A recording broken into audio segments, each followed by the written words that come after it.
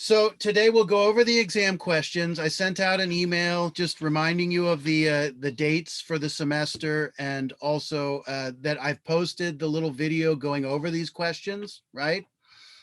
So we'll do that.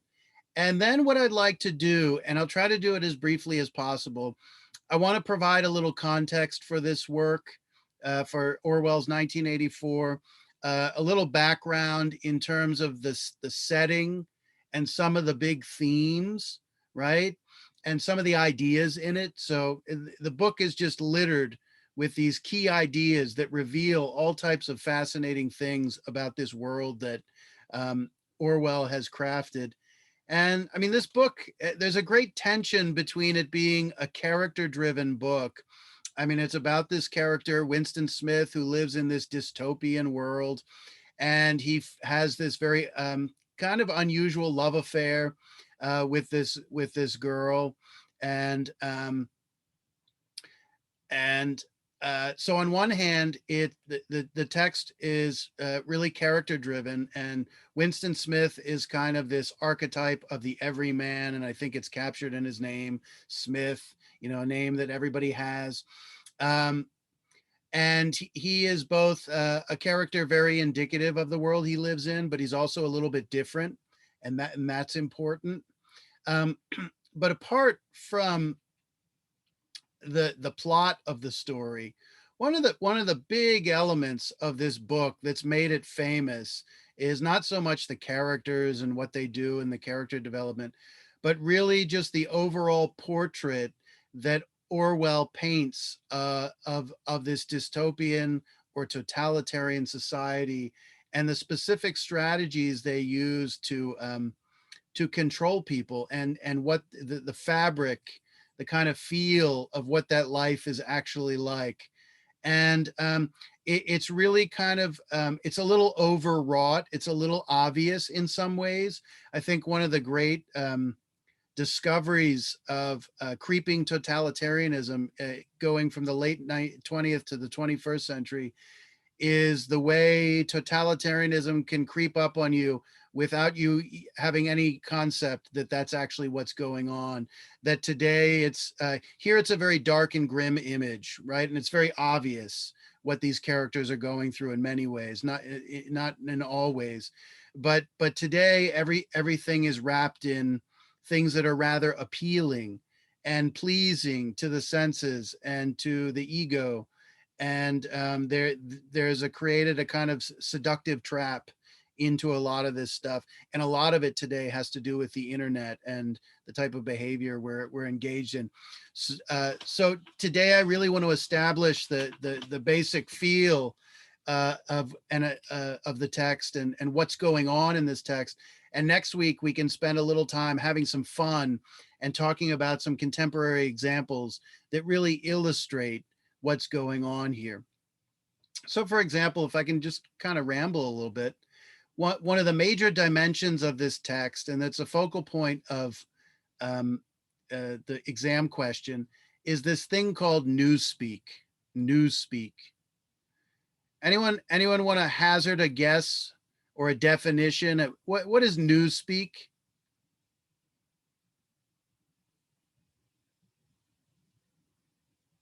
What is newspeak? Um, I believe Newspeak is like a language. Absolutely, it's a language. What kind of language is it? I'm not too sure. Let me guess. I think it's like a makeup one, a controlled language. Okay, good. So, I mean, first of all, it's a very, I mean, the the the story ostensibly takes in what in the place of what would be modern day, Britain or England, the United Kingdom, right? And it's called what? It's not called England. It's called what? Yeah, they're part of this continent called Oceania, and more specifically, they're called Airstrip One, right? And I think part of this book was published in 1948. They get this name Airstrip One because during World War II, 1948 is just the aftermath of World War II, pretty much.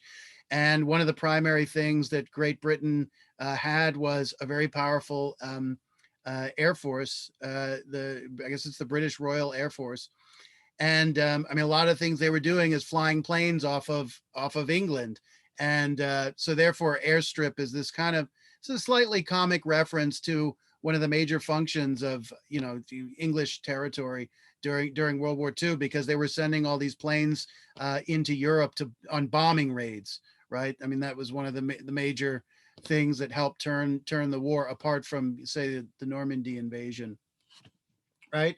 So they're part of a larger continent called Oceania, and you don't get the total dimensions of that, but it's basically a kind of European continent. And it's very much like, in a sense, the EU, which is something that really started to manifest itself after World War II and in the last 30 or so years. And I mean, the EU has really aspired to swallow up the individual nation states of Europe, like France, like Spain, like Germany, like the UK. And of course, now they've been going through Brexit, and I mean, they're basically out, but there's still some catches and things that are, you know, complicate that relationship in terms of trade and whatnot. But basically, I mean, the EU is on the way to creating a kind of European superstate, such that the national identities and flavors and distinctions of law and customs and manners would be subsumed in a larger European state. And in fact, the EU is incredibly powerful in dictating law to the states, and it's not really democratic. These people get appointed to the EU government, and the people don't have direct say in them, right? So it's a very interesting and strategic way of creating centralized power that's not really democratic, despite that it's claimed that it represents all people, and it's a kind of image of harmony and unity and so on and so forth. Anyway, so Newspeak, I think someone said it's an artificial language. Oh, so it takes place in England, and they speak English in England, obviously, right? And Newspeak is a form of English that's artificial. And as Jim said, it definitely has something to do with political propaganda. So Newspeak is an artificial language. First of all, it's created by whom? Who creates Newspeak? Do the people create it? No, isn't it by like Big Brother? Don't they? Yeah, so Control Big everything? Brother and all right, yeah, so Big Brother. Who is Big Brother?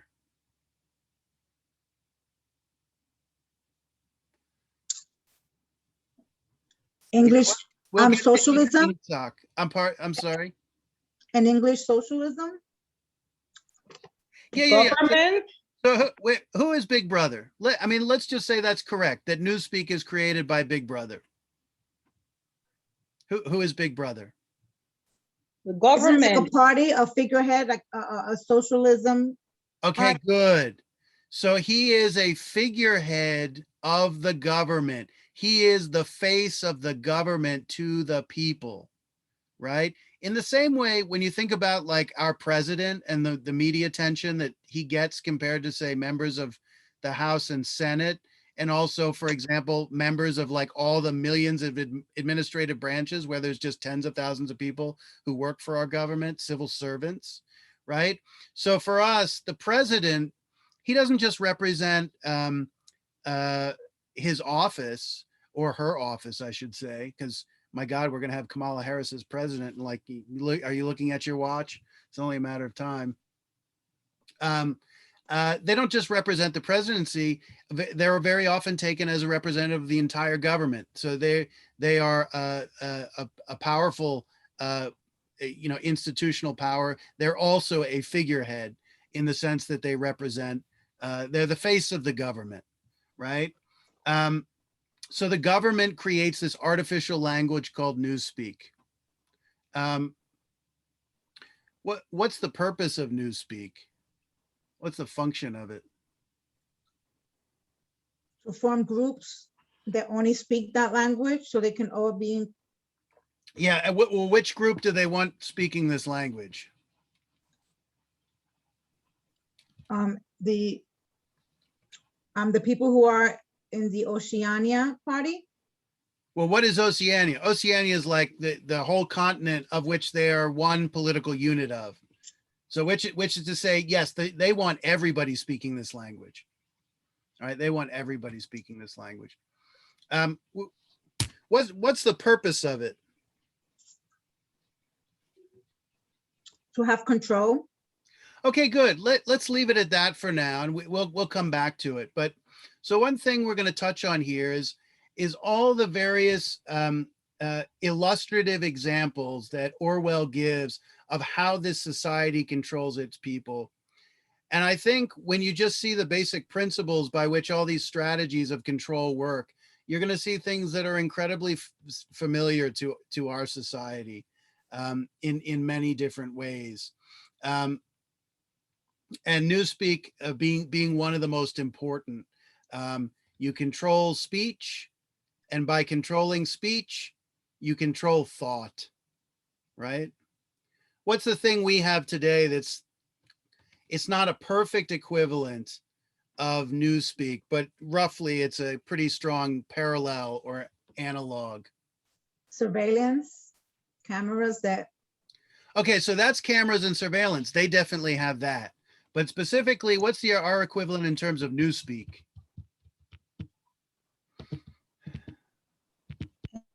The internet in a way. Well, the internet is a mixed bag because you do have some free speech there. Oh, Oh, come on. The dictionary? Well, yeah, I mean, Newspeak manifests as a certain Professor. dictionary.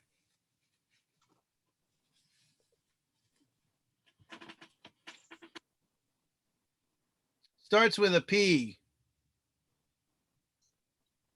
Power. No.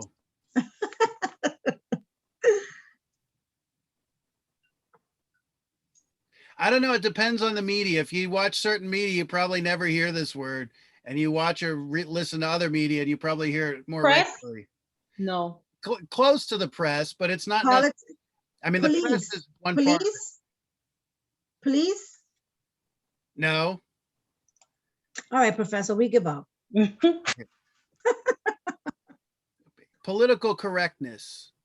I Political was gonna say correctness. I would have politics. never guessed that. Oh, okay. No? I mean, maybe it's not on the top of your agenda of issues, political correctness. But Oh, you mean the way we talk and we have to be careful of what we say and how we say? absolutely, that's the way we're forced, the way we're pressured to frame our thinking of the world in certain ways. Yes, And I that get it speaking now. in simply maybe even stating your opinion. Obviously, some people say things that are offensive, and that you know, in certain contexts is not appropriate, right? Like a classroom, it's not appropriate to just try to hurt someone's feelings. But political correctness is much more nefarious. We'll talk about it more. Political correctness is much more nefarious than that. I mean, there's basically it's not like a coherent group of people, but there are various interest groups that work together, going from media to universities to various types of NGOs and organizations, and of course the media itself. I mean, promoting a notion that, you know, you don't have any right to think about an issue in a certain way, right? And by limiting the way you are permitted to think about it, well, how do they do that? They do that through language, and they do that through words and concepts connected with them that become forbidden. And one of the ways they forbid them is if you use these words, you're a bigot or you're a racist, or, I mean, there's a whole list. Like, I mean, actually, when you know. So you talk- everyone is programmed to speak a certain way and to Yes. think a certain way and to behave a certain way. And of course, so there's an interesting difference, you know, for Newspeak. Yes, he talks about a dictionary of Newspeak public. So you know very formally what Newspeak is. But the way political correctness works is a little more organic than that. And it just kind of seeps into various domains of discussion, various topics. And I mean, actually, if you look into the origins of political correctness, and the very name of it really lets you know what it's about. The origins of political correctness come from communist and socialist countries, full stop. So the lineage, the provenance, the heritage of this concept already lets you know what the goal is. And Comes from where, Professor? socialist and communist countries like Soviet Russia, Soviet Union, and they had a joke that I've read about. And the joke is this: you got two comrades, two communist comrades. They're both part of the party system, and the party. It's said in this text later on. What the party says is the truth. Is the truth, right? So truth is based not on the observations of your senses, not on what's actually true, not on what you think might be true based on your experience, but what the party tells you is true. Remember, trust the scientists. Trust the scientists. If the scientist says it, who we've been told we're supposed to trust, you trust them because they're telling the truth, right? So the joke of these two comrades, like walking down the street or something, or I don't know, they're having some borscht or something at home. The comrade says, yes, yes, yes, that really is correct, but is it politically correct? And there's a difference between being correct and being politically correct. Being correct is like being in accord with the actual facts as they stand.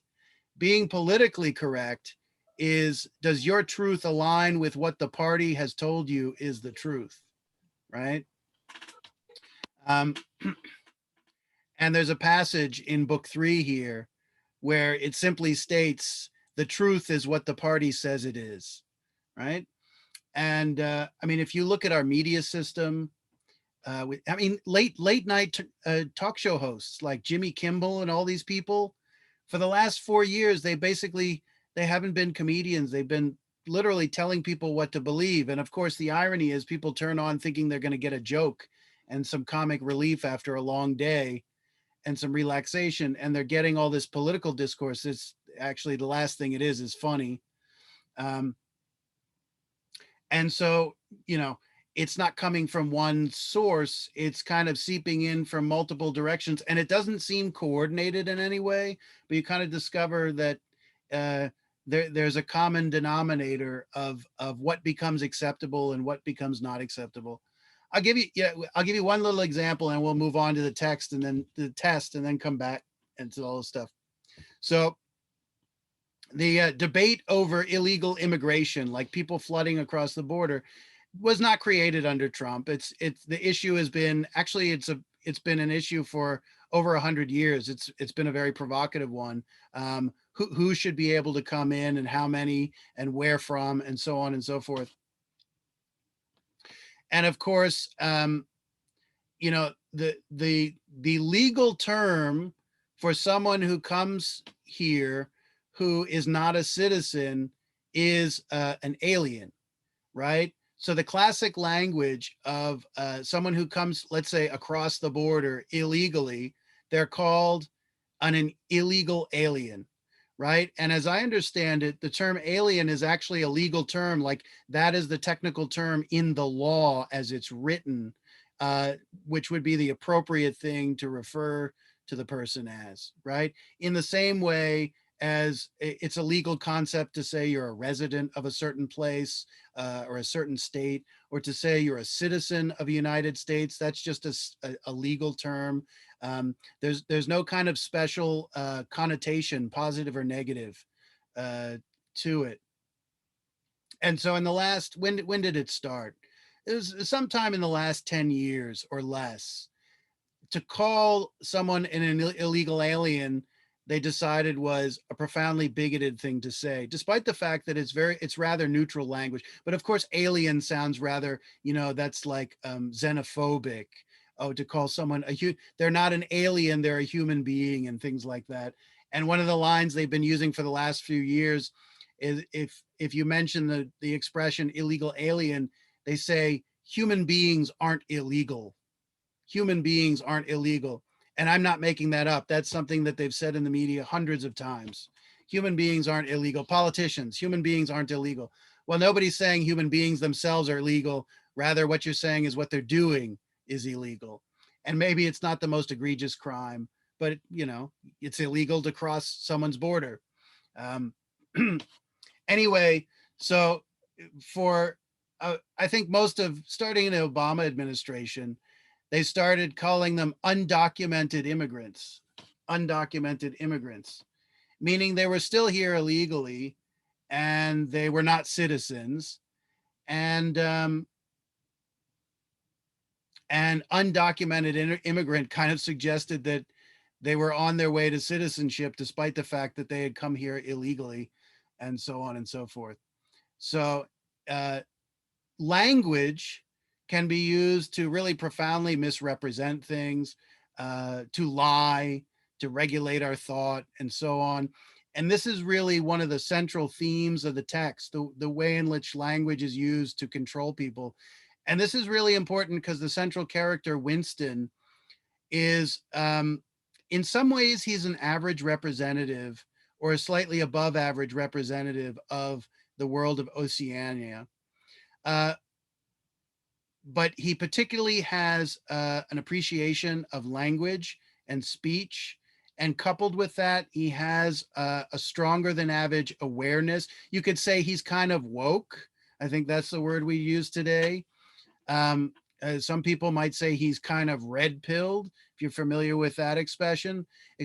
He's aware of the way in which his society is controlling and regulating information and ideas and keeping it from the people. Ideas that clearly the regime has decided they don't want them to have because it might give them ideas. It might make them realize they want to live a better life than they're living, or that it's possible to live a better life than they're living, and that there's an alternative to this world of 1984. So one of the classic ways you control people is you take away their alternatives, but you don't just do it physically by giving them only one choice. You make them feel like there is no other choice, and you create a kind of cognitive landscape intellectually where people really don't see alternatives, because if they don't see the alternative, they can't ever choose the alternative, and therefore you don't even need to use force to keep them in line, right? This is one of the brilliant things. Okay, so, and language becomes the central kind of instrument in that type of regulation of what they have access to in terms of what they can even think is possible in the world they live in. Okay, so let's do this. Let's turn to the exam and just kind of touch on these questions really quickly, and we shall move on. All right. So the first question deals, what's the basic topic here? I want you to explain Aristotle's understanding of friendship and its various elements. So part A just deals with a general understanding of what he means by philia, or this, which is the Greek word for friendship. What does it involve? What does it include? And particularly, he also provides examples of relationships that he describes as friendships. And one of the big things we talked about is Aristotle really uses this word friendship in two slightly different ways. On one hand, this is just a generic term, it seems, for relationships. People establish relationships, and every relationship has certain structural commonalities. I'll just give you one example: exchange. All relationships, however good, bad, indifferent they may be, they all involve some type of exchange of goods that both sides want, which explains why they're involved in the relationship, which is kind of like a transaction and a partnership, a kind of tacit or explicit agreement to exchange certain types of goods that each person wants. B, what are the preconditions of any form of friendship? So let me be very clear. Aristotle doesn't explicitly say in this text, these are the preconditions of friendship, and then list them. I have provided a list on the study guide. I have provided a list in the PowerPoint. I talk about it in the videos. At some point, we talked about it briefly in class, which is to say preconditions. You need to have these things. Otherwise, you can't have the possibility of any form of friendship at all. right? Then C, simple, explain the three types of friendship, right? Which are complete, based on pleasure, and based on utility, right? And then in answering this question, I want you to focus on the various facets of each type. So each type of friendship involves a particular good or object of exchange, um, whether the friend is treated as a means or an end, whether the person is a true friend or not, and the degree of completeness or incompleteness of the relationship, the issue of duration, meaning how long it lasts and maybe why it lasts or doesn't last for a long time, and issues of equality and inequality and like and unalike. Then as kind of part of C, these are just elements that I want you to make sure to include. What does it mean to treat a true friend as an end in themselves or for their own sake, rather than treating someone merely as a means? So what does it mean to treat them as an end in themselves? And then the next part, what makes complete friendship complete, right? And this raises the question of what it means to be complete. So for example, we saw the polis or the city state is the complete community. So this is a word that is important for Aristotle. Let's be clear. I'm not asking what is complete friendship. I'm asking what makes complete friendship complete, right? And actually Aristotle does talk about that pretty explicitly in book 8. Then what is the relationship between friendship and happiness? And of course, the Ethics is a book dealing with thinking through our pursuit of happiness. That's really what the book is about. The book is a kind of a self-help book to give you the basic framework, a kind of sketch of all the structural elements that go into human happiness, right? And friendship occupies a central position in that text. So clearly there's a very important relationship between friendship and happiness. And, you know, what's interesting is he, in some places he's very clear, in some places he's less clear about the exact relationship between friendship and happiness. But we could say this, we all assume in our own lives that people close to us, people we love, or people who are true friends, play intimate roles in our possibility of happiness. And Aristotle thinks much the same way, right? And the question is the details of that.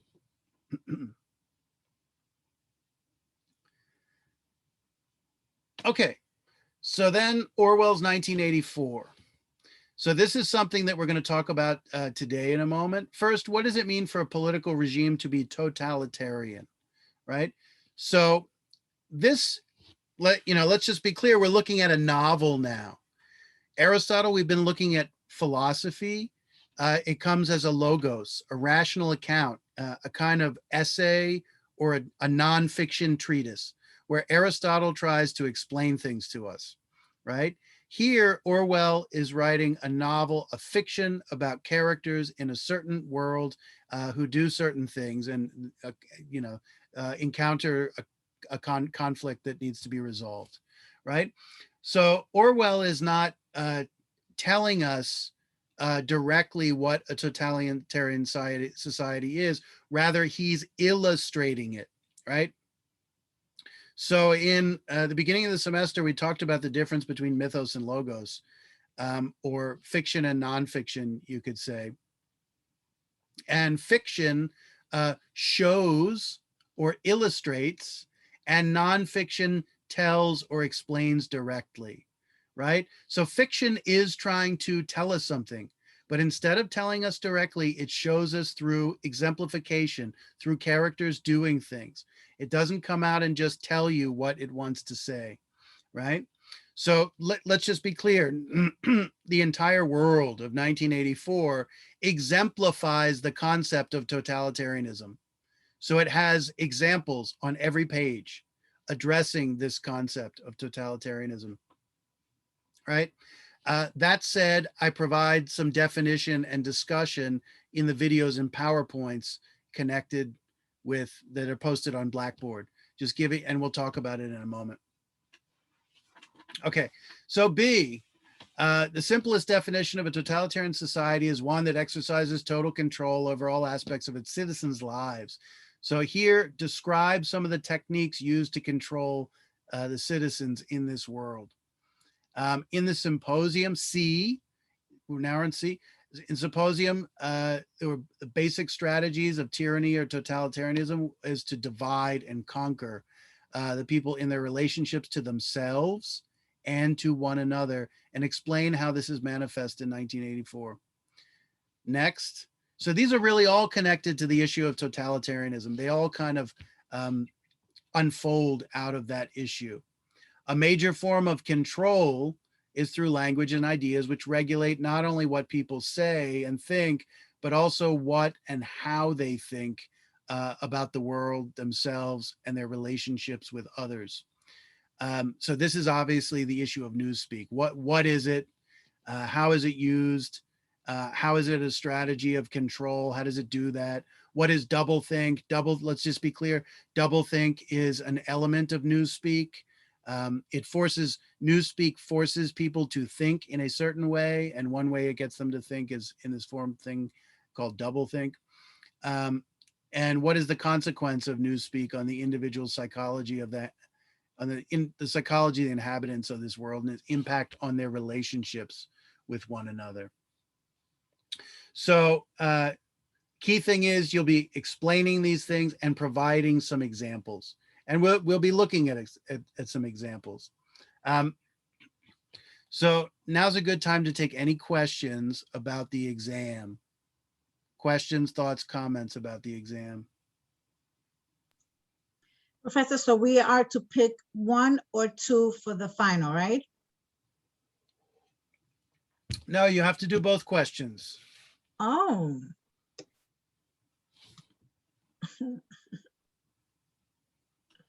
Here, Oh, go ahead. Sorry. right there. So, And Okay. so from each section, we're supposed to pick 2 questions. no, there are 2 questions. You must answer both. Answer both right there. Come on, folks. That's 1. That's 2. Look, Boy. remember what I said. That friendship is the basic theme of this question. Here, I'm just asking you some nuts and bolts to focus on when you try to explain Aristotle's concept of friendship. Here, the focus is totalitarianism. Then what I've given you is some kind of meat on the bone of things that you need to focus on in addressing this one issue, right? They're all related. And for example, as you talk about this, a lot of these different parts, while they looks like a lot, they're actually all related.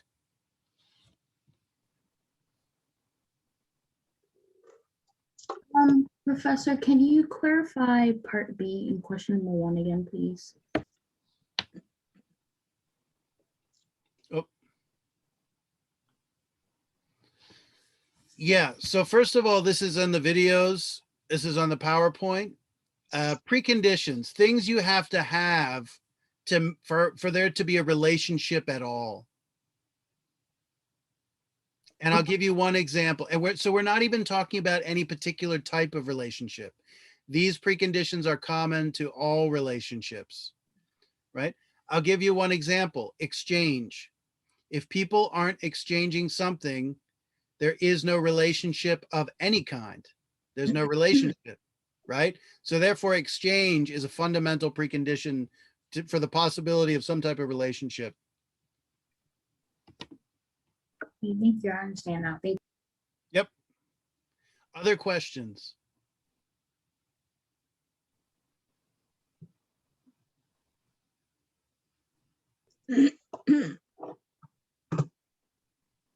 Shall we press on here? I think we're good, Professor. It's Okay, clear. good. Yeah.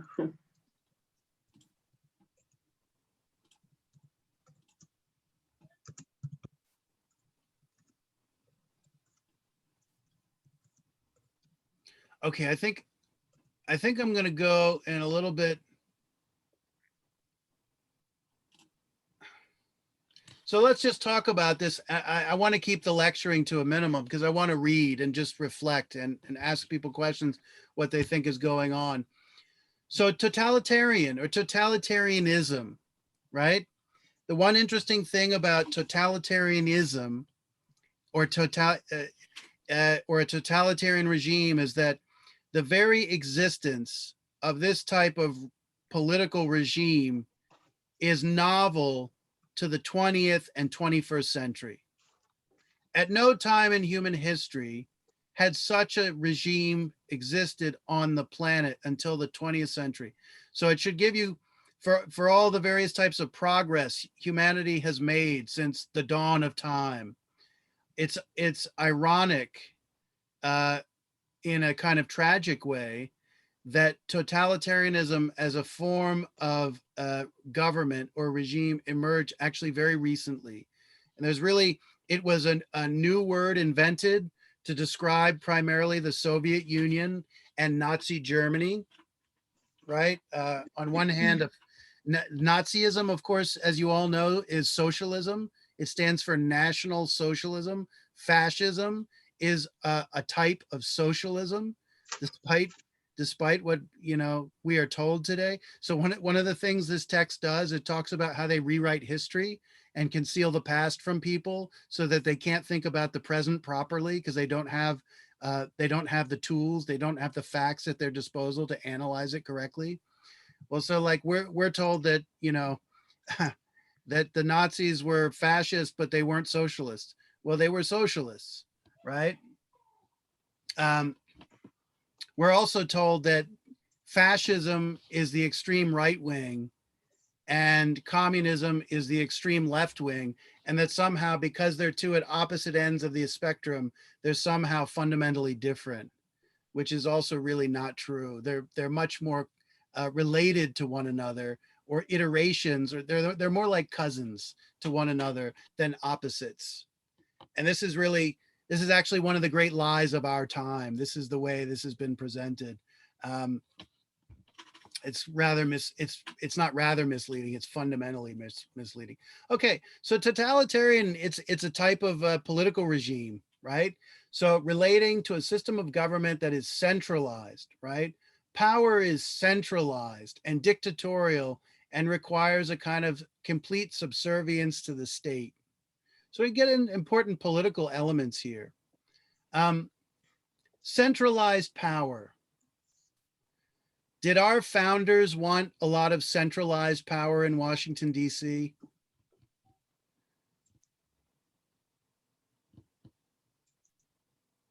Jim says no. Anyone want to respond? Is he correct or incorrect? And there's a very clear answer to this. Cynthia says, Things that make you go,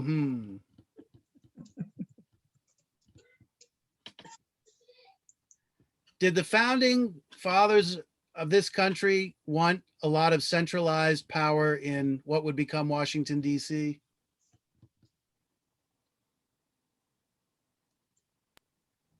I'm just gonna say yes.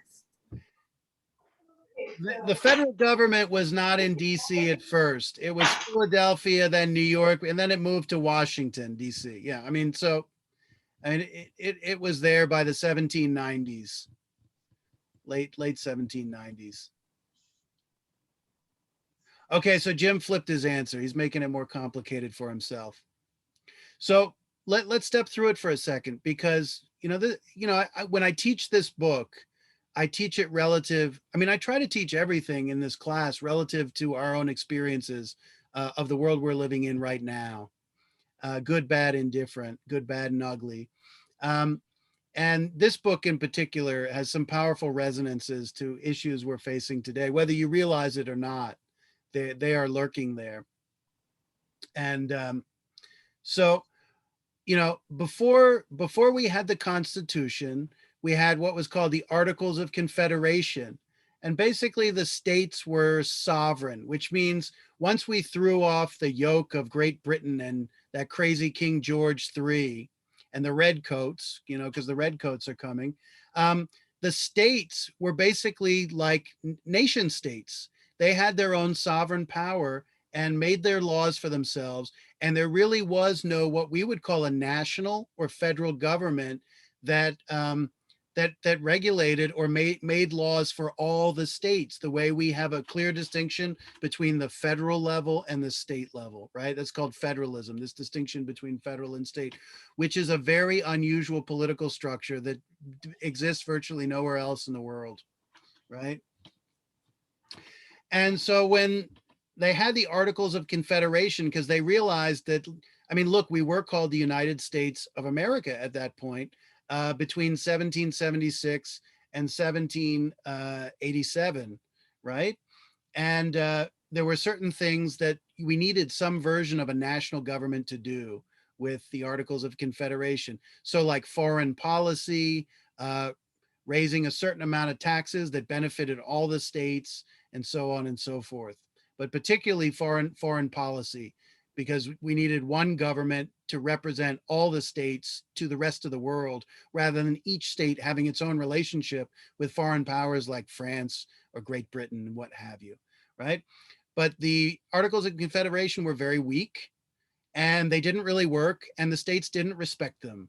So they were basically like an idea or a piece of paper that didn't mean much. And the government wasn't able to do what it had been mandated to do because it didn't have the power. So so Jim is right when he says no and yes, right? So good answer, Jim. So the Constitution did form a relatively strong national government, which means relative to what we had. It gave us the three branches of government. It gave us a very definitive federal government that was kind of more permanent than what the Articles of Confederation provided.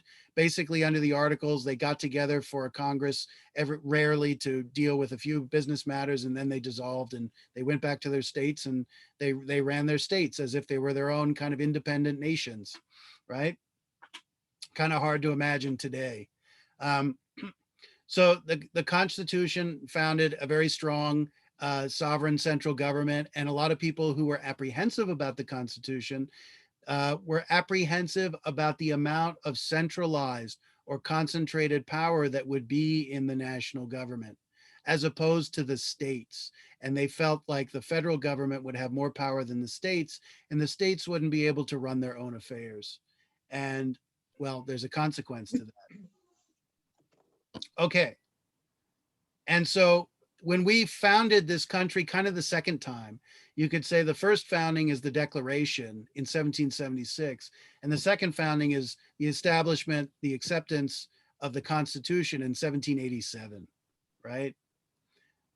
One thing that was the central component of this debate over the Constitution was over the degree of centralized power in a national government, or as the expression they use is concentrated power, concentrated power. What's the problem with centralized or concentrated power, you think, that was the cause of much debate? What happens when power is concentrated?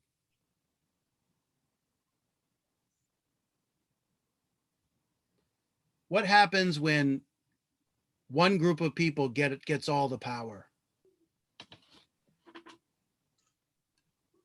They control the rest of the people. Yes, and they have the ability to control the rest of the people, right? So a totalitarian regime, yeah, it makes it easier for someone to take complete control. That's very well put. And so our society is founded on, you know, God-given liberties, life, liberty, and the pursuit of happiness. And if you read the Declaration of Independence, you see that the claim is that the government does not give us rights. The rights come from God or nature. We have them in light of our human nature, whether you conceive us as being made by nature or being made by God. Take your pick. They see it the same way. And therefore, the very function of government is not to give us our rights because we already have them, but rather to enforce our rights and to guarantee our liberties. This is actually one of the most radical ideas in political thinking in the history of human civilization, because nobody until 1776 But ever conceived of government as something that was there as a product of the people's rights that should be protected by government. Throughout history, government was there because the divine right of kings, and kings ruled over the people, and the people were subjects, which means they were basically at the mercy of the whim of the king, and they didn't have any. I mean, this is a simplified story. They didn't have any explicit sovereignty of their own, right? I mean, everybody knows the beginning of the Constitution. It starts, "We the people," which is to say, who instituted this government to protect our rights? It wasn't a king. It wasn't a ruling elite, although it involved some pretty smart guys to craft it. But it was we the people that formed this government on our own behalf, right? If you look throughout history, that's not the way governments have been formed. It's been elites taking control to serve their own interests. And the people are at the mercy of the elites and their interests. And of course, we saw with Thrasymachus, the laws get made in the interests of the ruling class, right? Justice is the advantage of the stronger, because the person in power makes rules to benefit them and their own self-interest, right? And they do that precisely so they can maintain power. So our founding is the first one that really established this notion that preserving the liberties of the people is actually the function of the government, right? I mean, there is no other government on planet that has that concept, and so ingrained. Bring the garbage. So one of the main problems the founders saw, they needed a government that was strong enough to serve its function, but not too strong that it would take people's liberties away and also take the liberties of the states away. So they devised this very complex system of, first of all, these three branches. What are the three branches of government? Jonas, what are the three branches of government? Yeah, the Why don't you know executive. them? Is it the executive is one? Yes. Executive, Judiciary? Judicial, and the big one. which one? the three Starts with- government, Starts Oh with my the God. L word. legislative. Legislative. So the Congress is the legislative body. They make the laws. The executive enforces the laws, right? The president is the chief law enforcement officer, among other things. That's why the Department of Justice and the FBI and so on are under him in the executive branch. And then the courts, the judicial branch interprets the law, right? And the whole idea is, so therefore you have three, what was described as the three fundamental powers of government, except the three fundamental powers would not be unified in one person like a king, or one group like an oligarchy or aristocracy. Rather, those different functions would be distributed to different people with their own interests, so that they wouldn't necessarily agree, and they'd all basically be in a kind of conflict with one another as they assert the power that they have. I don't know, it's like one of those movies where, like, to solve the puzzle, three different people are each given a piece and one person doesn't get it all, and because they each have a piece, they all have to kind of try to cooperate and work together. One guy can't just run away with it all, something like that. So what do we call that? We call it separation of powers, and this leads to at least the potential to check and balance the assertion of power of one branch to the other. And then, of course, we also have it in terms of the national government and the state government. The state government can actually check the federal government. So, for example, if the federal government comes up with a law that the states think is unjust, or you could say unconstitutional, they can take the federal government to court and work their way up to the Supreme Court and have the Supreme Court determine whether the law is actually constitutional. So there are all kinds of mechanisms of kind of strife, and that is built into the system because power is divided, right? What happens when you divide power? Same thing as when you divide people. Remember we talked about divide and conquer? You divide them and you control them. You have to Yeah, control so well, yeah, so it's the key missing link there. When you divide, you make weak. And when they're weak, you can control, right? But government's already very powerful. So dividing government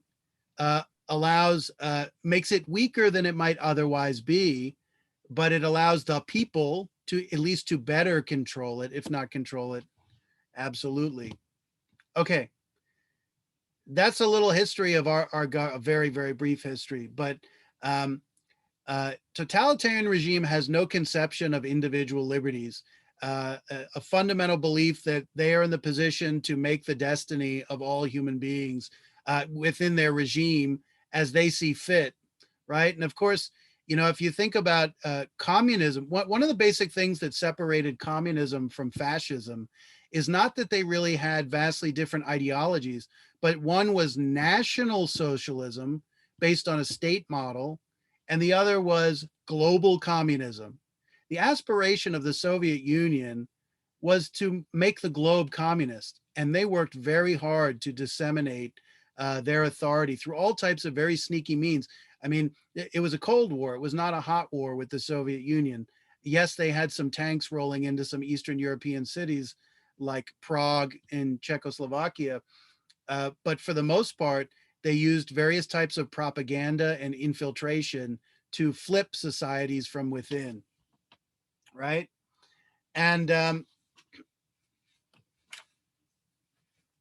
so totalitarian, it's centralized, it's dictatorial, and there's complete subservience to the state. In a fascist regime or a communist regime, what really matters is the state and not the people. And what the state is not the whole country. The state is the government, the people, which is to say the specific people that have the power of law and the power of government, which is always a distinct minority. I didn't listen to the whole speech because it's really tough, but when Joe Biden made his joint speech, his speech, the joint session of Congress, like a week and a half ago, apparently he said, "We the people" meant "we the government," because he was kind of paraphrasing and riffing off the Constitution. And this is like a shockingly appalling misinterpretation. Talk about shifting language through speech, or shifting thought through speech. And I'm going to have to find the passage because I want to know exactly what he said. And I'm admitting right now I don't know exactly what he said, but he basically tried to make it out that the state or the government was "we the people," which is of course preposterous. And anyone who knows American history knows that. But depending on the American history you've been given, it's very well, you might not, it might not be that you don't know it at all, but it may be that you don't have a clear conception of it. Yeah. Yeah, so totalitarian regime is based on the subordination of the individual to the state and strict control over every aspect of their life, right? So, you know, we looked at Hobbes and we looked at Plato and the Republic, discussion of justice, and we discovered that there's an absolute necessity for government, or a near absolute necessity for government, such that people do bad things for various motives. Not all the motives are strictly bad. Some of them are just basic things like self-preservation. They want to live. But if you don't have government, you're going to have anarchy, or you're not going to have the circumstances where people need to thrive, right?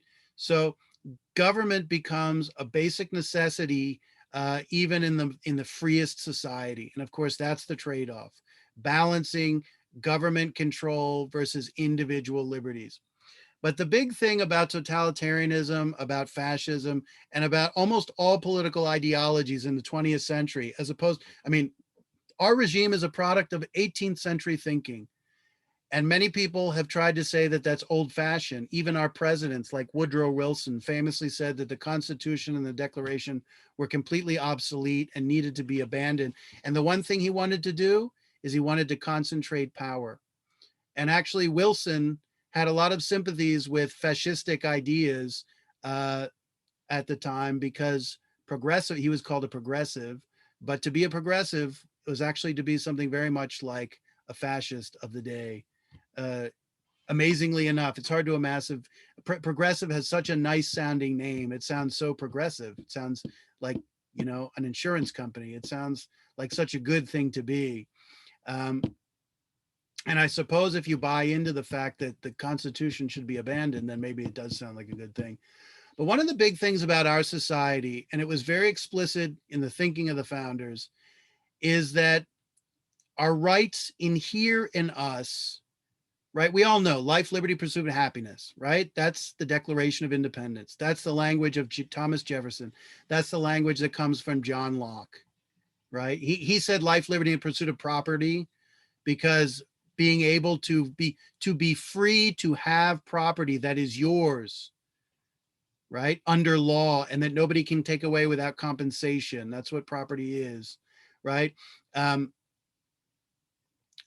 So these ideas, these rights inhere in you as individuals, not as members of a group, right? So the totalitarian model or the fascist model or the communist model, number one, your rights don't come from nature, your human nature, or from God, if that's your orientation. They come from the state. And if the state can give them, the state can take them away. You know, the Lord giveth and the Lord taketh away. The only problem is this isn't the Lord. This is human beings in power, a little different. And so not only can the state give and take rights, but your rights don't really inhere in you as an individual. They inhere in you as a member of a group. So it immediately identifies you in a kind of group orientation. And if you think about identity politics today, the way it seeks to divide us up and to treat certain people a certain way, it has that same feature to it, that your rights and privileges are yours, not because you're just a citizen of the United States and a human being, but because you're this or that or the other thing, or you're not this thing or that thing or the other thing. And in many ways, identity politics is really a new form of racism. And it's described as the good form of racism to defeat the bad form. But racism is racism is racism. If you treat people not just on the street by the color of their skin, but if the government treats people by the color of their skin, that's called racism. And it ends nowhere good. So totalitarianism, where's my little thing here? Okay. So some examples of totalitarianism, some aspects of it. I want to run through this quicker now and we'll get to discussion. So having some form of dictatorship, kind of consolidated power and total authority, total political authority. One party rule. What's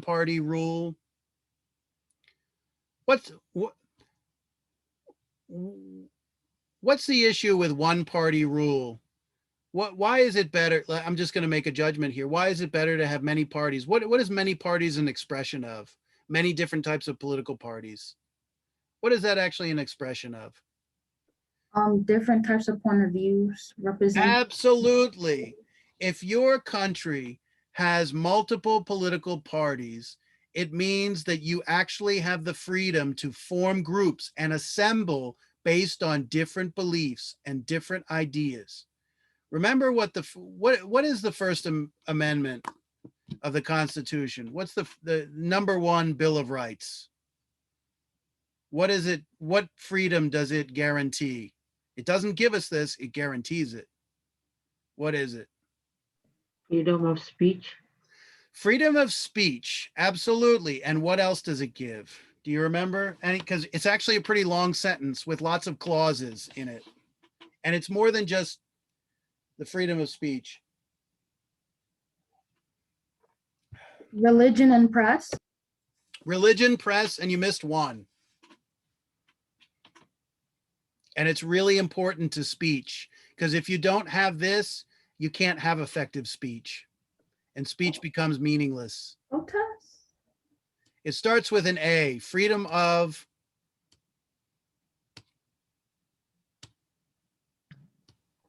Petition. no. let's just say it's the very freedom that's been curtailed in the last COVID year. Freedom of, it starts with an A. Assembly? Freedom of assembly? Yes. What does freedom of assembly mean? Gather together and Yes. And what do you do when you gather together? you talk, you Absolutely. You talk, and you talk about what you damn well please. yeah. And you try to convince one another, maybe, because nobody's going to be perfect in agreement. And you could talk to one another in assembling, or you could promote your opinion to other people who are not in your group by assembling and showing your numbers, like making a protest, for example, of some Yeah. kind, right? So freedom of speech and freedom of assembly are intimately connected. If you are speaking and you have no one to talk to because you can't assemble, you're like that tree falling in the forest with nobody there to hear it, right? It's almost meaningless, right? So, Wow. I mean, assembly is, of course, an interesting thing because, you know, being on the internet in this form is definitely a form of assembly. And while there are a lot of modes of censorship going on right now on the internet, not from government, but from corporations, on the other hand, the internet is just a kind of an incredible, you think of the old way, you assemble in a public square, or you assemble in a church, or you assemble in like a gymnasium of a school. I mean, you can assemble online with people all over the world and have a discussion that, and you realize, I mean, one of the most powerful things about assembly is that you realize other people believe what you do, and that you're not alone in the way you think about the world, and that being aware that other people have your opinion is incredibly empowering.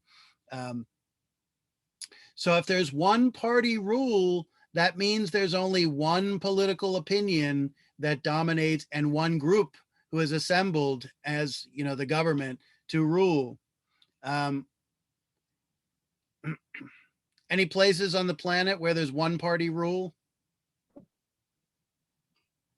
Is Fidel Castro still in power in Cuba? I guess his brother still is. He's been dead for. Oh yes, he's Yeah. dead. But how Yes, about you're one party rule. It's the Communist Party. And since they're always right, you have nothing to worry about.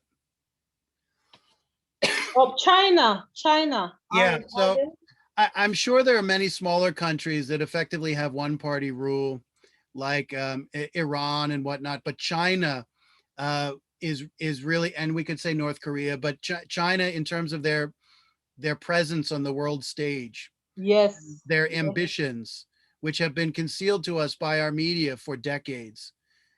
This is a country that is, you know, they have a fancy variant of communism because they saw that the Soviet model of complete economic control didn't work so well. But what they've devised is a system that allows for a practical level of economic freedom, because complete control is actually not very effective in growing your economy.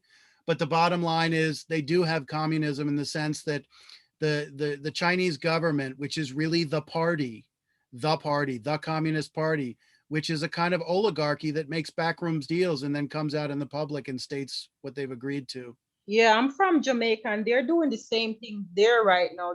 They control our highways. They build it, and they're just slowly taking over even our goods. Wow. So they have And a lot of what them is in what is Jamaica. the party in Jamaica that's doing that? Right now, what do they have now?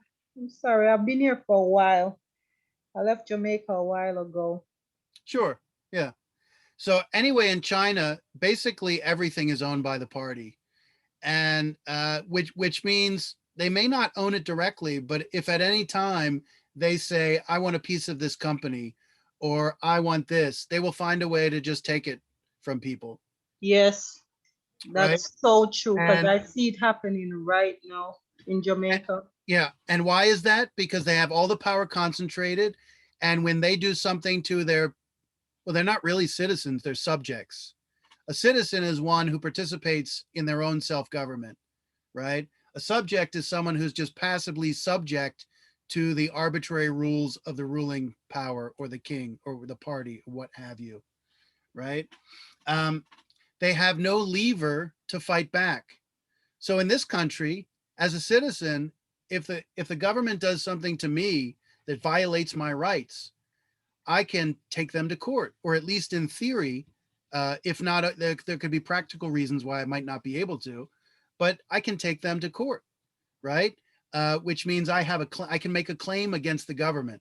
Yes. I don't think in China in any serious way, they may have superficial things where they claim you have the ability to address grievances of the government, but practically speaking, they do what they want. And the real reason is the structure of their government has their power concentrated completely or almost completely in the party, right? So rule through fear, fear of rights being taken away, fear of death, fear of ostracization, fear, social pressure, fear. There's a lot of different types of fear you might think of. Fear of disappearing and being sent to a gulag. Who wants that? If you read Alexander Solzhenitsyn, Russian citizen who talks about being thrown in the prison camps in the Soviet Union for basically doing nothing. And actually why he got thrown in jail is very fascinating and rather appalling.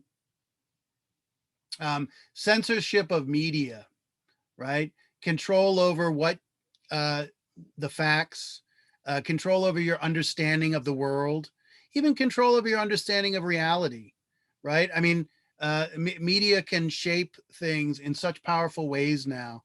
And especially with, this is going to sound a little dated, but with the invention of television, media had a photographic moving image to work with. And the thing about the photographic moving image is it's so palpably real, right? It when you see it, it looks like reality because it has the feel of reality. But of course, media uses the palpable reality of that image to lie to you, to be perfectly frank. I mean, we've had a conception of media in our country that it's somehow objectively trying to give us the facts so that citizens can make better decisions about their political destiny based on an accurate depiction of the facts.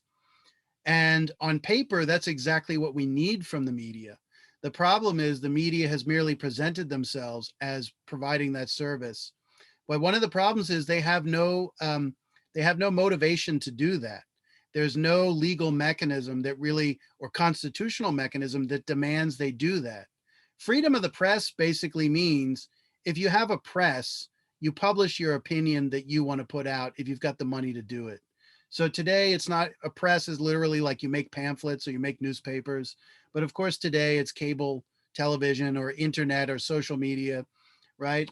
So there is no legal obligation of the media to present you the truth, right? I mean, there are rules dealing with defamation and libel and slander and whatnot, lying about people. But there's a lot of latitude that media corporations, media business has because of course we protect free speech, which means protecting opinions that might not be telling the truth, right? Because an opinion is not necessarily the truth. So we've been kind of really fundamentally misled, I think, for a very long time in our country, the notion of the media being objective. And if you look at the founding of this country, and if you look at the 19th century, media was never, it did not present itself as objective. They had things called a party press, which means, I don't know, I'm the Democratic Party and you're the Republican Party, and we each have a press and we put out our own point of view, and we duke it out in the public sphere over the public, in a fight for public opinion, for the minds of the public. And then they choose what they like, knowing that this is our opinion and that's theirs. They didn't come out and say, oh, this is the truth of the world as it is, right? there was a famous line by, oh, who's that? There's a very famous newscaster who was Walter Cronkite. He was alive post World War era, through Vietnam into the early 80s. And at the end of his broadcast, he would say something like, "And that's the way it was in the world today," right? And of course, that's not the way it was in the world today. That's just what they wanted to tell you, and that how they wanted to shape your perception about what was going on in the world today. So media shapes perceptions. It shapes what's possible. And if they're not giving you the information, you can't make good decisions about the political destiny of your country because you don't actually know what's really going on, right? And the media presents itself very often as the fourth estate, right? And the idea of the fourth estate is almost like it's a branch of government that's performing the service of a check, just like the different branches of government, the three branches that we talked about in state and local, they check each other, they fight with one another. And that's actually the way it was designed. So the only problem is they're not technically like a fourth branch of government. They don't actually have that written into our Constitution. It's just a kind of moniker that they take. Now, not that there aren't real journalists out there, don't get me wrong, but the mainstream media certainly doesn't live up to its own claims about all that. So we'll see a divide and conquer strategy. Criticism of the state is prohibited, right? Secret police. You could also talk about thugs like the brown shirts of Hitler, which was like his own kind of vigilante police force to intimidate people, get them to do what they wanted, to coalesce opinion through force, right? Antifa, right? Antifa is a little more than an idea, right? I mean, I've seen them bash people in the head. That's not an idea. That's bashing in the head. In this text, controlling the reproduction and population, and targeting specific groups, so on. Use of technology to propagandize, and one thing we don't have here on is surveillance, which we'll talk about in a moment. Surveillance. I'll just mention this really quickly. So there is a problem with any political regime in terms of propaganda. Even the best political regime needs to shape you as a citizen and shape your mind through education, so that you're a good citizen of that regime, right? And of course, a good citizen means different things depending on what country you're in, right? A good citizen in China is nothing like a good citizen in the United States. So here's this lovely line from Peanuts: "No one is going to give you the education you need to overthrow them," right? And, John Locke and Thomas Jefferson talked a lot about the right of the people to have a revolution. Jefferson talked about the idea that every generation should have a constitutional convention and rewrite the Constitution, which is to say he wanted the government to be in conformity with the people of that generation so that it was a true reflection of their outlook, their opinion, and so on and so forth. And in that sense, they would be free. And on paper, it sounds like a good idea, but in practice, probably not. But no government is going to say that you have the right to revolt against it, right? You can see why wouldn't that work? Why can't you create a government and say, yeah, if you guys don't like our government, you can revolt against us?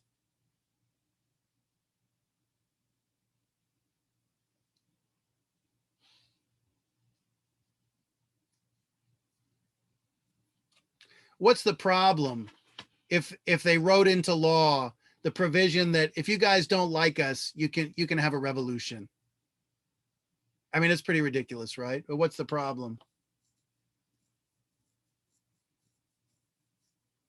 I mean, the government wouldn't be taken seriously.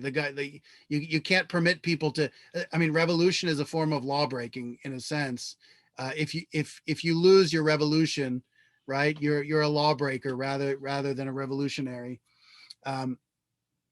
So here's a little line from Aristotle, just talking about how the function of education is to cultivate the character necessary for the regime to function properly. And this is really important because we think of education as just being like grade school education and so on, but it's something much more comprehensive than that, right? So what we're going to see in 1984 is a kind of comprehensive ongoing education. Remember what Aristotle said, it's books 2 and 3 of the Ethics. You know, what you need to have a certain type of character is you need to have the habits trained into you.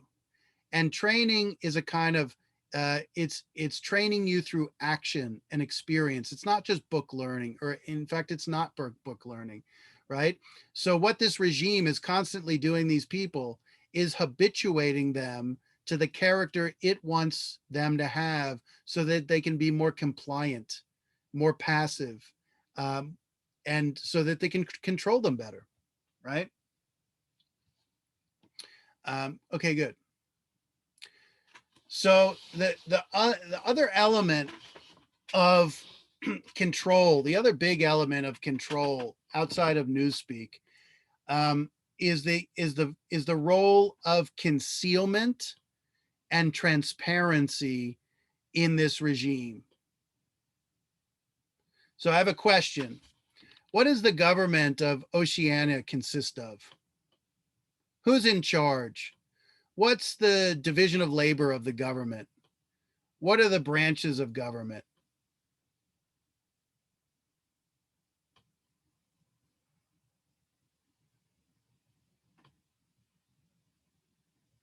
Anybody have any guesses? Let's put it this way. What do you learn about the actual government of this regime?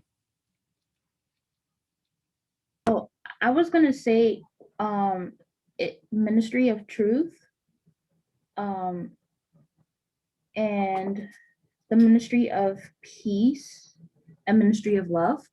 Okay, very good. So they do have like these executive ministries. But in terms of, yes, that's a very, very good observation. So one thing interesting, however, is you don't really learn much. You learn that you get a little bit about the inner and the outer party, right? And where is Winston in all this? Is he a member of the inner party? Is he a member of the outer party? Is he a member of the party?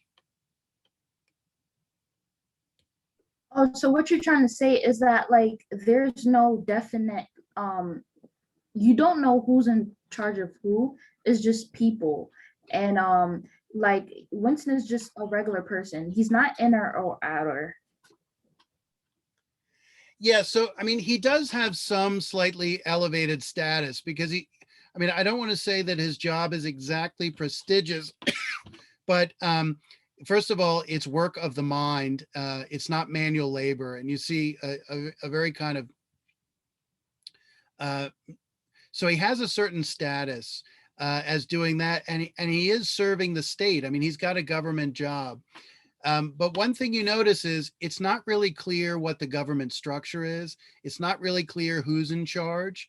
Who is O'Brien? So O'Brien is this character that he becomes aware of that has some position within the inner party, but he doesn't know any details of the structure of it.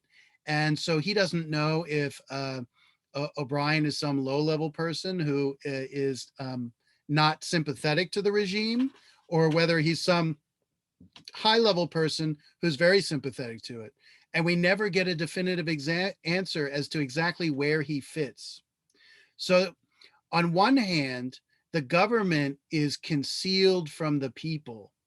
They don't know exactly the structure of power. We know power is concentrated, but we don't know exactly who has it. So, I mean, think of a very basic example. You know, or could know, or maybe should know who your congressperson is, right? And if you walked down in your street and saw something you didn't like in your neighborhood that was wrong, that needed to be fixed or whatever it was, or crime or what have you, you could say, I can look that person up on the internet and I can call them and I can harass them about, whatever it is going on in our neighborhood and that they should be addressing. In this world, you don't know who's in power, so you don't know who to deal with. You don't know who to protest against.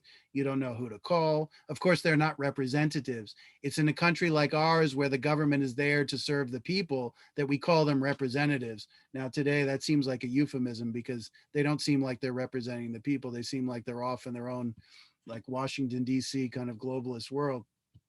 And that's another question. So the power structure is concealed.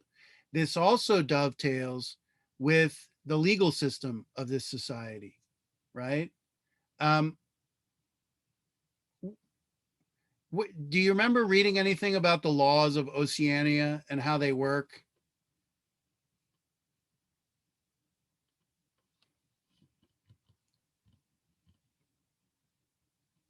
I believe they say that they don't have laws, but they really do. Okay. I mean, so this raises the question of what a law is, because you're sitting there thinking they must punish people, they must get people in trouble, therefore they must have some system of rules or laws. And I think, so obviously, so in that sense, it feels like they must have some laws or some rules. But so in the text, it explicitly says they have no laws, no written laws. And what does this mean? It doesn't mean they're not enforcing things on people. It means that what they enforce on people is, the idea is, it's completely arbitrary, right? They have a completely arbitrary justice system, right? So this goes to the idea of like the absolute power of a king, in which what the king said was literally law, right? If the king wanted this, that was law and that happened. If the king wanted this, that happened and it was law. And if the king said one thing one day and the opposite thing the next day, the one day it was the one law and the next day it was the next law, and it is whatever he wants it to be. And it's called arbitrary rule, in which there's no uniformity of what the law is. And of course, it's not written down, so nobody knows it, right? You can see just how sinister this world is, because something is illegal whenever the party decides, for whatever reason, that it's illegal in that moment. So it's not unique to the United States, and it's something that was established in Rome and particularly developed in Great Britain. But the concept of the rule of law, right? So, for example, in our country, we say we're a nation of laws and not a nation of men or a nation of people.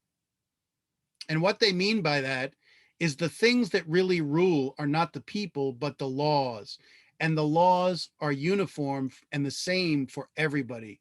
And when you have the same laws applied to everybody in the same way, you have the rule of law.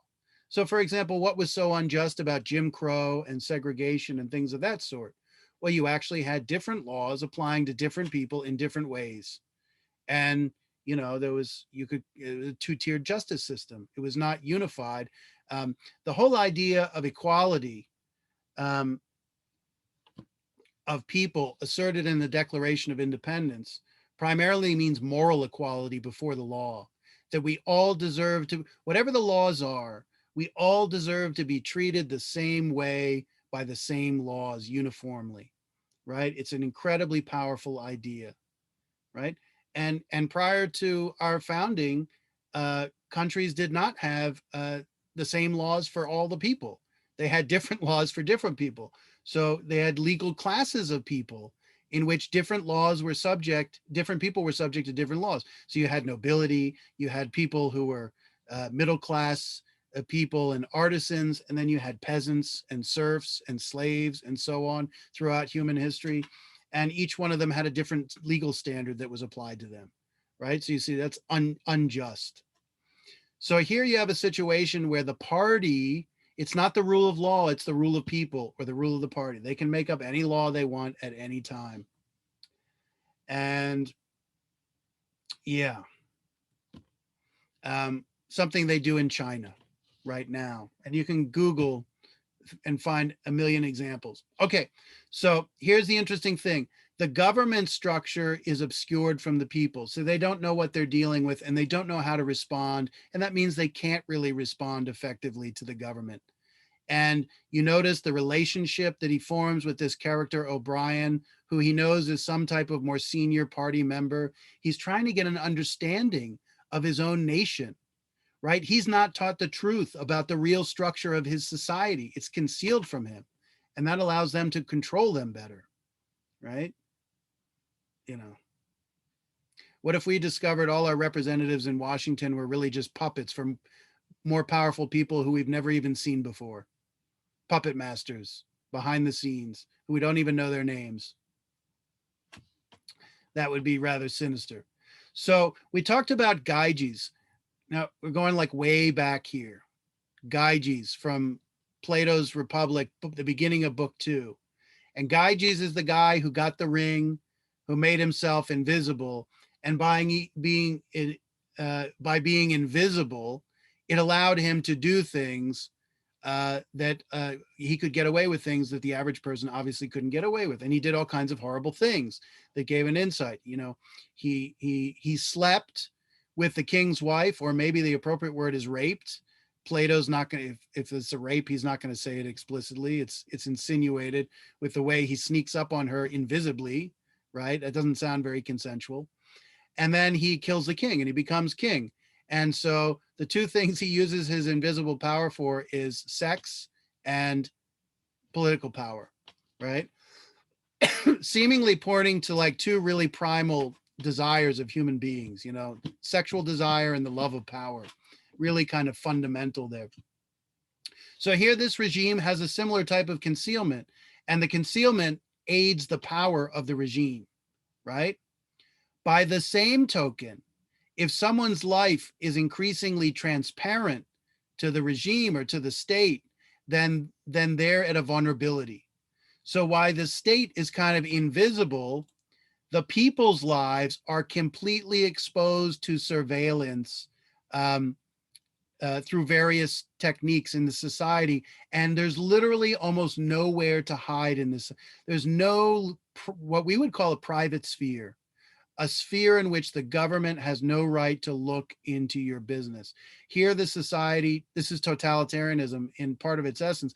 It has complete view of all your actions at all times, and not just your actions, but even your thoughts, right?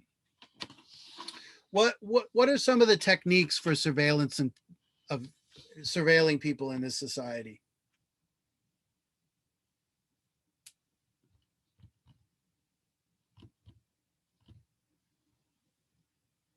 Okay, whatever electronic communications they have are surveilled. What's the big one discussed?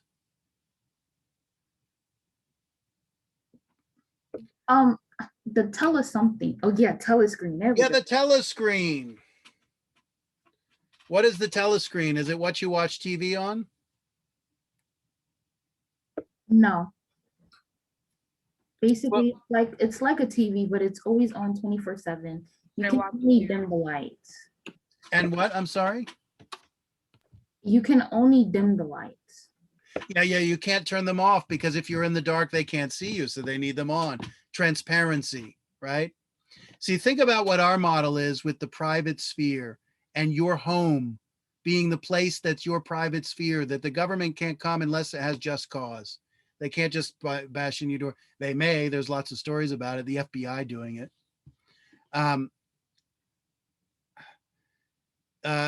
The goal for a free society is, you know, people who can live in a private sphere and conceal behavior that's not harming anyone else. And for the government to be exposed and transparent as possible so you can see what is going on in the halls of power. And here that relationship is completely reversed, right? So the telescreen is two things. Number one, you watch the programming right? I don't know. A lot of people make note of the fact that television programming is called programming because they say that what it does is the goal is to program your mind and to program the way you think about the world for their own strategic advantage, not yours. And it's an interesting idea. I don't know that that's necessarily the origin of the use of the television program as opposed to television show, right? But it is interesting why it's called a program. Although, of course, when you go to like a theater, you get a program, which means like kind of the agenda. So I'm not totally convinced by, but of course, the point is true that a lot of what we watch programs us. So they get like patriotic television footage of the war going on. Remember, there's a perpetual war going on in Oceania. It's nothing like the United States. We haven't been in a war for the last 20 years. We haven't been in a war in Afghanistan. We haven't been in the war on terror. I think we flipped from the war on Islamic terror to the war on deplorable terror, right? It's now we fear from people in flyover country with guns and stuff like that as the greatest threat to our society. So, and then of course the telescreen also has a camera that watches you, right? So you're under constant surveillance. Okay, so the last thing I want to talk about here before we move to the text and just read for a little while is this concept of the Panopticon. And there's a thing called a Panopticon, right? And then there's a principle that is evolved from this thing called a Panopticon called Panopticonism, right? So they're two things, they're very related, but they're slightly different. So, okay, really cool. A Panopticon is an actual design for a prison that was basically invented by Jeremy Bentham, famous British utilitarian philosopher and political theorist in the 19th century. And it was designed as a prison as the most effective way to keep order in a prison when you got a lot of feisty folks in there. The name Panopticon, what is it's Greek base, it's kind of Greek derivation. What does the prefix pan mean? Pan.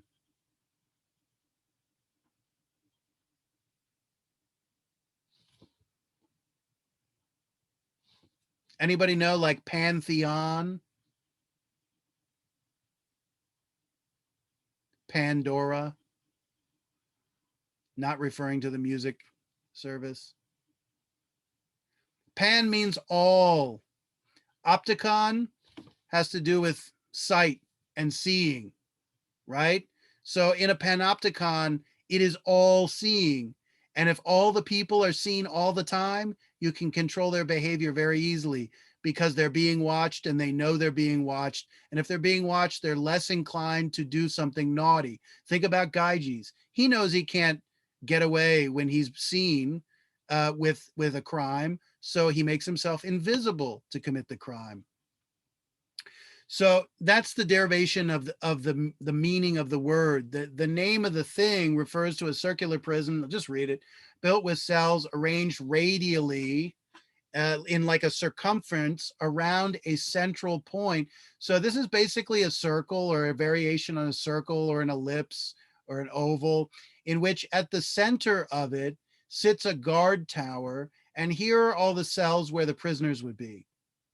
And notice, you don't need, I don't know, one guard for every prisoner. You need one guard for all the prisoners. And since their cells are exposed to the center of the circle, the guy here can scan around, the guard, he can scan around 360 degrees and see everybody, at least in theory, he can see everybody all the time. Now, obviously, he can only look in one place at a time, right? But the point is, there's no hiding anywhere, right? And so the thing is, Bentham actually describes this and he made drawings. There's a whole book on it. Actually, you can find it on Amazon. And the one thing he says is that the guard tower is set up in a way that the guard can easily see the inmates, but the inmates can't see the guard as easily, and they don't know where he's looking. So if they don't know exactly where he's looking, what do they have to always assume? What do they have to always assume if they're not sure whether he's looking at them?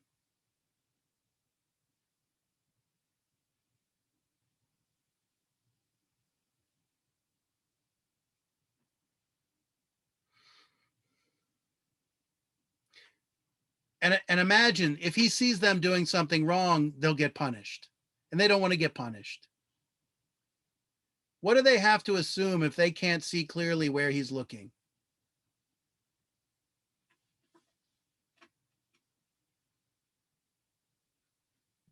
That somebody else is watching, or they're being recorded maybe? So, I mean, in this situation, there's no camera. There's just this guard. Obviously, in 1984, it's more sophisticated. We know the camera's on all the time. So- Maybe Yeah, yeah. someone, So Jim and Nina have said it, right? I want to hear some voices. That they have to assume that he's looking at them because they can't take the risk of doing something and finding out he really was when they Right. thought maybe he wasn't, right? So you see how they maximize the use of the guard. He can't look at all of them at the same time, obviously, but they have to assume he is because they don't know where he's actually looking because of the arrangement, the visual. or maybe they have spies, because you know how sometimes even prisoners are considered. Yeah, sure, but yeah, sure, but at least in theory, this model means you can have this one guard, and that's all you need to control the whole prison. And the Wow. idea was that this was like the most efficient way to regulate people's conduct. And notice you're not using physical force. You're just using the threat of awareness of what they might be doing because you can always have access to it, right? And therefore, what happens? The inmates, ideally, this was the model that the inmates start to internalize their awareness of being seen. And as they internalize their awareness of being seen, they start to regulate themselves, right? So what we're really talking about here, let's just make it clear, is the all-seeing eyes of God, right? I mean, what's the motif of God? That he sees everything all the time, even when the police don't see, right? What's the purpose of that story about God seeing everything?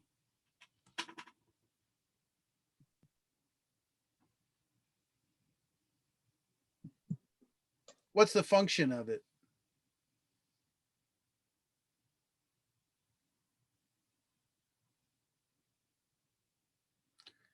Yeah, that he'll be aware of you do wrong. So you might escape the police, but it's impossible to escape God's eye. And therefore, if you don't go to prison in this life, you're going to get punished in the afterlife by God, right? And so what do you do as a result? I mean, this is part of the development of conscience. You develop a sense of guilt about doing the wrong thing because you're afraid that God is watching you. Because who wants to go to hell? Capitalist doesn't want to go to hell, right? I don't want to go to hell. So you say, you know what? I'm not going to do that. I don't see any police here. I could walk out right now. There's no human, but I don't want to get in trouble with God. So you see a kind of version of this notion of God being all seeing with the Panopticon, except of course it's a human being. It's not God.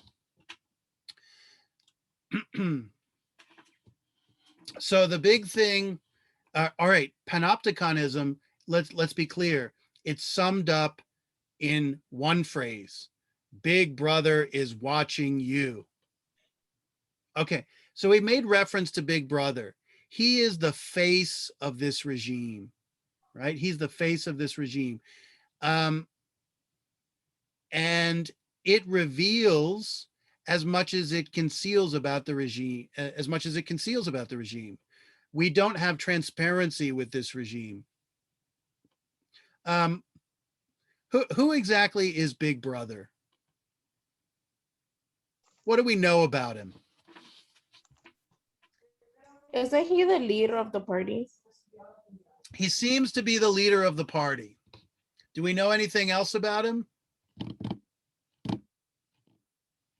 He's English. Yeah, he's got English features. I think his face is described at some point. Yeah, we know about the features of his face, right? Mm-hmm. And where do we see our good friend Big Brother? On the television. On the television, and where else? Posters. Yeah. On posters. And what's on the poster explicitly and I'm specifically? watching you. Yeah, so it's a big image of his face Uh-huh. with his eyes, and his eyes follow you wherever they go, like the Mona Lisa, right? And then it says Big Brother is watching you at all times, like God, right? Mm-hmm. Yeah, so he's a figurehead. Do we know anything else about Big Brother? He invented the party, I guess. I'm not sure we know that. No. Do we ever see him in the flesh? I didn't read that. No. Fair enough. Only on TV, I think. No, we No. never see this man in the flesh. So who I read a paragraph where someone was talking on the television and Winston was there. Yeah, well, let's be clear. Big Brother's image is on the television, but he's not the only image on the television. There are other party officials who, chime in to communicate with people. Oh, that makes sense. Yeah. Oh. Do we know who this man is beyond these vague generalities? I think the answer is no. And then the next question that's really crucial is Big Brother an actual real person? We don't know. It doesn't say anything. Professor, but this picture you have here, is that the image that's on the poster? I mean, first of all, we've got a book, right? And the book describes the face and, and the mustache. And the slogan. Yeah, the face, mustache, a little bit about his features, his eyes, the scale of it. It's larger than life. Mm-hmm. And the Big Brother is watching you. But we never encounter this person in the flesh, right? And let's just put it this way. There's no conclusive reason to believe he is actually a real person, right? And even if he is a real person, what we see here in these posters and on the telescreen is a media creation that's different from any actual person, right? Even if it's the physiognomy, they took a picture of some guy. Whoever they took a picture of is irrelevant, because what they've done is created a whole mythology of who this man is. And part of the mythology is the ambiguity of who he is. He's clearly, as Jim says, the figurehead, the face of the regime, right? And he personalizes the regime with his face, the thing we identify with in human beings, right? Because this regime is mysterious and impersonal. We don't see it. I don't think we see the crucial functionings. Like, you can talk about the Ministry of Love and the Ministry of Peace and so on, but you don't know exactly what goes on there. And even what Winston learns of the Ministry of Love when he gets there is still, he doesn't know whether his experience is consistent with other people's. It's just his experience. So he's not totally certain about the nature of it. And of course, that's to their advantage, keeping people in the dark. So, this guy's a media creation. And obviously he could be a real person, but the real person is irrelevant in the context of the story. He's not discussed. And, in ancient Rome, you never met Caesar, right? So the first emperor of Rome was Augustus Caesar. what he did was to put statues of himself looking youthful and powerful and like a leader throughout the Roman Empire. And his face was on coins and money and things like that. And so you learned about this person, essentially we would call it through media representations. It's all images. It's not reality, right? You never meet the Caesar. You never meet Barack Obama. You never meet Joe Biden. I mean, who the hell is Joe Biden? I have no clue, right? I mean, is he a moderate? Is he a radical? I have no clue. Is Obama a moderate? Is he a radical? People still don't know the answer to that because they don't know the man or the human being. What they know is the very contrived, the very calculated media image that has been crafted and shaped very carefully to be presented to us, the little people. The question being raised here is, what is the relationship between the media image and the reality behind it? And the answer is you don't know, because you don't have the facts at your disposal.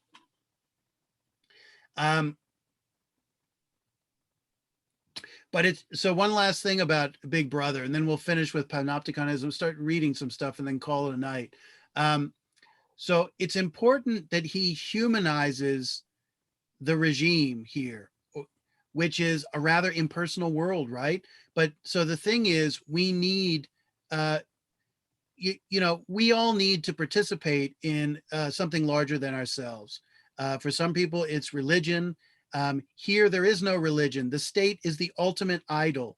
It is the object of a kind of worship and adulation, right? This is another feature of communism, very important, that they, atheism is not incidental to communism. It is essential. Number one, they deny the existence of anything transcendent. It means your rights don't come from God, they come from the state. And it therefore means that the highest power in the universe is the state rather than God. So who should you pay your allegiance to? You should pay it to the state because they have the power of God over you, right? Whereas, for example, in ancient Rome, the Christians differentiated between respect for Caesar and love and faith in God. And God for them was the higher power. And it meant that they were not perfect citizens. They were not simply willing to acquiesce to some of the injustices of Roman society, right? You think of the civil rights movement, deeply, not now. Now it's Black Lives Matter is a communist atheistic group, but the civil rights movement going back to the 19th century was very often rooted in God, and that, America's laws might be flawed, but there's a higher power that is motivating us in our actions, and a kind of a divine justice we're seeking rather than the mere justice of a flawed, like say Jim Crow segregation system or slavery, something like that. And so the slaves, in their discussion of liberating themselves from slavery, talk a lot. They frame everything in a biblical context because there's a higher power. So Big Brother, question: why is he called Big Brother? What are some of the connotations of that title, Big Brother? Is it maybe, go ahead. No, go ahead. All I was saying is that maybe because I'm like Big Brother in a way, because maybe like watching over you, like how they keep saying like Big Brother's watching over you. So kind of like a big brother. They look after you and they like watch out for Okay, you. good. Maybe. So we know this, there's like the Big Brothers and Sisters organization where you mentor like little kids or something like that. So definitely there's a kind of paternalistic mentality here that we're not controlling you, we're not oppressing you, we're looking after you, we're concerned for your well-being in the way a big brother would, right? Absolutely crucial. Very good. What else? There are some other connotations of this name. Why is he big? not just because he's an older brother, something like that. Why else is he big? He can Because be his- intimidating. Yeah, I mean, literally the face is big, right? And It- his, it- and his message is coming across clearly because everyone is following through with it. yeah, and so, you know, he might just say something about the level of authority he has, Mhm. the level of power, or at least the perceived power and authority, right? And clearly the state does have lots of power and authority, but we don't know, you know, Big Brother's this kind of mystery figure, right? I was gonna say like big as in a god, because when you read the Sure. book, people like sometimes pretend. Sure, absolutely. Absolutely. And it even gets fascinating if this regime has kind of crafted an imaginary character as to focus everyone's devotions and patriotism in a human being.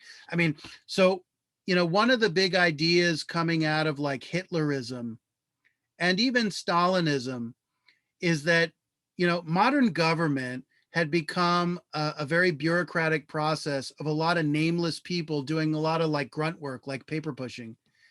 And they did make a very important psychological observation, even as they used it for nefarious ends, is that people need to have a leader they can like identify with as the manifestation and representation of their community, right? They need that personal connection. So here the concept of Big Brother is exploiting that personal connection. And notice it's not any connection, it's a family connection. I mean, you know, what was that line? It takes a village. A village is all extended family members. We're not individuals. We're all family members. And communism really, I mean, it's interesting. Communism wanted to, and wants still today, to destroy the family because it is the source of power on a local level, and self-sufficiency and independence. And self-sufficiency and independence gives you power. It empowers you, right? So they want to get rid of the family because that's a threat to the power of the government. On the other hand, they want to view everyone as if everybody is a brother and a sister, and that we're all in this gigantic familial relationship of an extended family. And why is that? It's not a matter of breeding intimacy so much as breeding control, that like your family can tell you what to do because they're your family in a more intimate way. Remember, the family is the private sphere where you know, your parents dictate to you the terms of existence. So here, this Big Brother figure is like a paternalistic figure, right? The government is your, you know, the expression like nanny state. The government here is your parent telling you what to do, and they have that kind of relationship with you. It's not just a government relationship; it's a familial relationship. Okay, Big Brother. So Panopticonism. So let me just very quickly, and we'll finish here with this. So the big thing about the Panopticon is it's not just a physical structure. It creates a psychological habituation to being surveilled, to the point where you assume that you're constantly being surveilled or could be constantly surveilled. And the consequence of that is that you internalize your own surveillance. And by internalizing your own surveillance, which is like God is watching you, even when the police aren't around, what you start to do is to control yourself so that the powers that be don't have to use physical force to control you, right? There is no, China has billions of citizens, billions. China cannot control all its citizens by force. They can't do it, just not possible. Not enough resources because they're all over the place.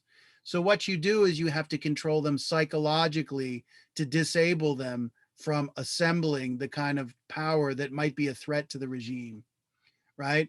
And so panopticonism, the guard is no longer needed because the prisoner is surveilling themselves. It's the basic concept of panopticonism, which is to say there's a physical relationship of surveillance here, but that ultimately that physical relationship translates into a psychological consequence of people regulating their own conduct. And of course, we do this too, right? I mean, we know we could get caught doing something, so we decide not to do it. But here it's on a much vaster and much more comprehensive, much more total, in a much more total manner. All righty. So let's look at the text now and start. Let's just read from the beginning.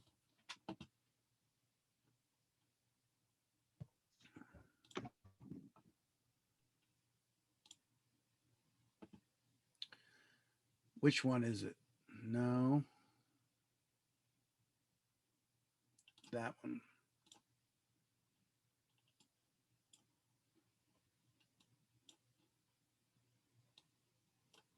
Okay. Who would like to read for us?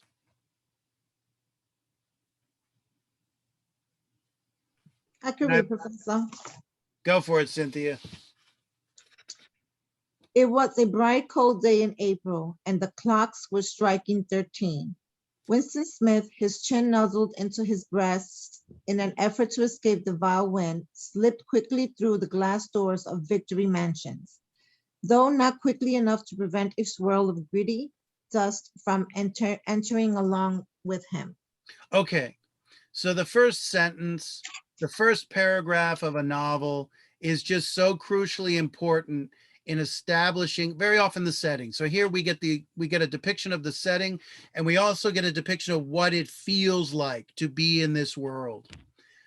But we're not just getting the setting, we're getting some cues about some central features of this world. Remember, I said this book is on one hand the story of Winston's life and a kind of awakening to the world around him. He wants to know what this world is all about. And he's not content being unfree. You notice other characters are content being enslaved to this system. He is I don't know, he's red-pilled. He's woke in a certain way. What do you think the significance of the weather is in this? It's a bright, cold day. His chin nuzzled in his chest, effort to escape the vile wind, slipped quickly through the glass doors of Victory Mansions, and quickly enough to prevent a swirl of gritty dust from entering along with him. What's this world like? You don't get a huge amount of description of it, but what is the environment of 1984 like? What are the buildings like? What is the physical plant of it like? Is it a cheery, pretty suburban reality with green grass and white picket fences? No, no. Yeah, good. So cold, sad. Let's be clear.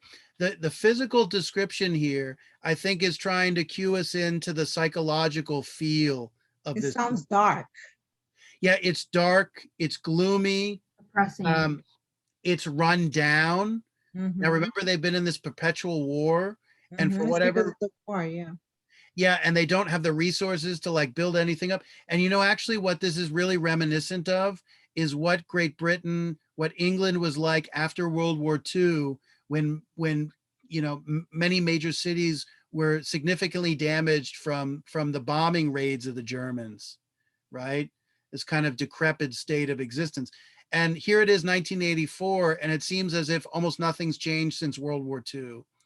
And I mean, the logic of the book basically recognizes that World War II started to precipitate this world that ended up being 1984, which is a rather ominous thought because, the story we're told about World War II is that the good guys won and it brought freedom, not just to a few places, but really to the world. And it's just, why is George Orwell, 3 years after the victory of the Allies against Germany and Japan, writing this kind of book, right? Of course, Soviet Russia was still in existence, and obviously that's one of the big models for this text. But it's really it's a mixture of Great Britain, it's a mix with Germany and Soviet Russia in this kind of synthesis. Victory Mansions. Why is it called Victory Mansions? That's where he lives, right? First of all, are they mansions? I don't think so. No, it's basically an apartment building, right? Mhm. So it's a total Yes, politically Yeah, total euphemism, right? And it sounds very assertive and whatnot. What's And- the victory part all about? Why is that important? I mean, obviously you don't know it when you finish this sentence, but as you read on, you realize that this name is significant. well, because he has his own apartment, maybe. That's why. So he considers his apartment a victory that he has one under those conditions, maybe. No. No. What is victory refer? It's more literal. What does victory refer to?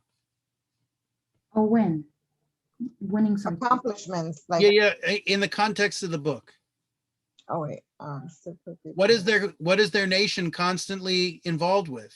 Oh, in war. So War. always winning war. And how do they look? This regime actually understands how unhappy its members are. They know that they have to come to terms with all the negativity, psychological negativity produced by how bleak and oppressive this regime is. And all regimes know that they have to do this, right? In Rome, people were given bread and circus, right? They were poor. They didn't lead satisfying lives. So what did they do to compensate for all those poor people in Rome? They gave them bread, like food, and circus, entertainment, right? I mean, look at our entertainment today. No connections, no parallels there. So one of the things they do in this society is promote a certain type of very intense, aggressive patriotism where all the citizens are kind of brought together in this kind of frothing intensity over their victories in war. And so one of the things that comes through the telescreen is constant news about their military, epithets, what's going on in the war. And that's like almost the only news that's ever presented. And it gives them a psychological focus that takes their minds away from the bleakness that's being described in this first paragraph, right? And of course, there's nothing victorious about where he's living. It's this rundown, gray, dingy, kind of decrepit apartment. And we'll get a description of that. You want to keep going, Cynthia? Sure. The hallway smelt of boiled cabbage and old rag mats. At one end of it, a colored poster, too large for indoor display, had been tacked to the wall. It depicted simply. Any thoughts about what boiled cabbage and old rag mat smells like?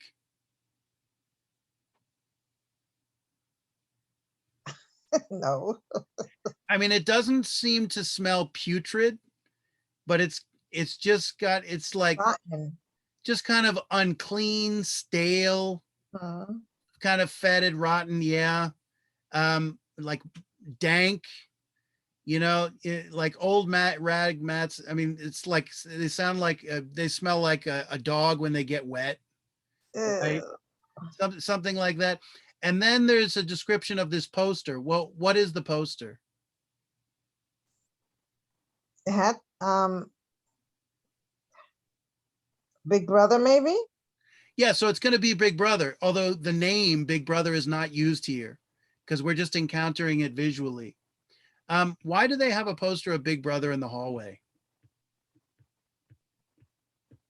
To remind them that he's still watching. Yes, it's just a poster, right? Mhm. It's not, I mean, the poster can't watch you, but It's just a reminder. it's a constant reminder so that they internalize their sense of being surveilled. Great. Okay. You all know that your phone is basically a surveillance device of you Yes. at And all they- times. And the only way to stop that, you can't just turn it off. You have to take the battery out. That's the only way to guarantee. And your camera can be turned on. This came out in files that were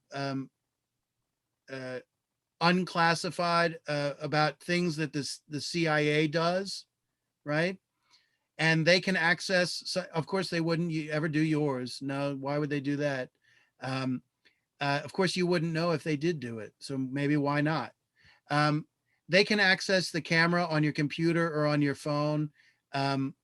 And you know, a lot of cameras, like something lights up, like a little light lights up to say the camera's working. Like on my Apple, there's a little green light that comes on. Well, they can just activate the camera without the green light coming on, right? And if there's any electricity coming through the thing, they can make it operative. Same with the microphone, right?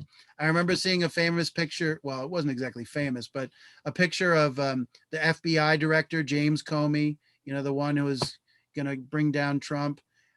He was in his office on his computer, and he had a piece of tape over the webcam on his computer because he knows that it can be accessed externally. Basically a form of hacking. And also, ironically, you talk about a telescreen. There are in these documents, there are reports that the I think it's Samsung and some other brands of TVs actually have microphones in them, which if you think about doesn't make any sense because there's no actual functionality for them to work as for recording something. Interesting stuff. Okay, so we got the poster on the wall with the surveillance. Things have gotten more sophisticated these days. Continue. Yes, please. It depicted simply an enormous face, more than a meter wide. The face of a man about 45 with a heavy black mustache and rugged and handsome features. Winston made for the stairs. It was no.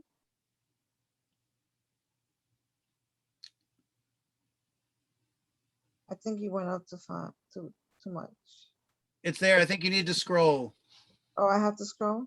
Okay, hold on. Yeah, because it's visible on mine. There was no use.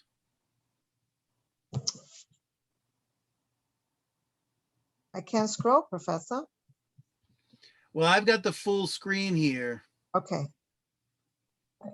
It was no use trying the lift. There you go.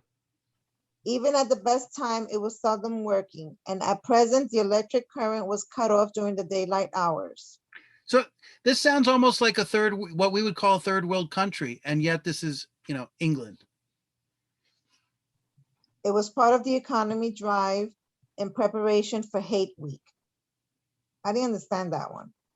The flat was 7 flights up, and Winston, who was 39 and had a varicose ulcer above his right ankle, went slowly, resting several times on the way up. On each landing, opposite the lift shaft, the poster with the enormous face gazed from the wall. It was one of those pictures which are so contrived that the eyes follow you about when you move. Big Brother is watching you, the caption beneath it ran. Okay, great. So, you know, Winston is in ill health. He's in this kind of third world environment. He doesn't eat particularly well. He doesn't get proper exercise.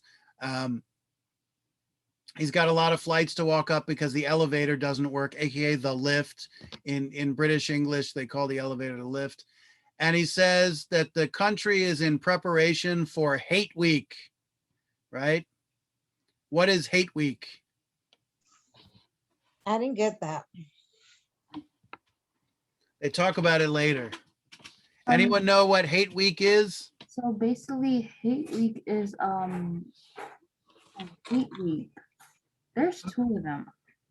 I know there's one where right, they're shouting at the screen because there's an enemy, and it talks about how like the enemy's trying to put down the party, and how like what the party's feeding them is fake and stuff like that, and they would like have reactions to his face and anger and things, and then when they see the poster or the picture of Big Brother, they would like calm down or something. Anybody remember? Very good. Very, very wonderful description. Anybody remember the name of the enemy of the state? I wrote it down somewhere.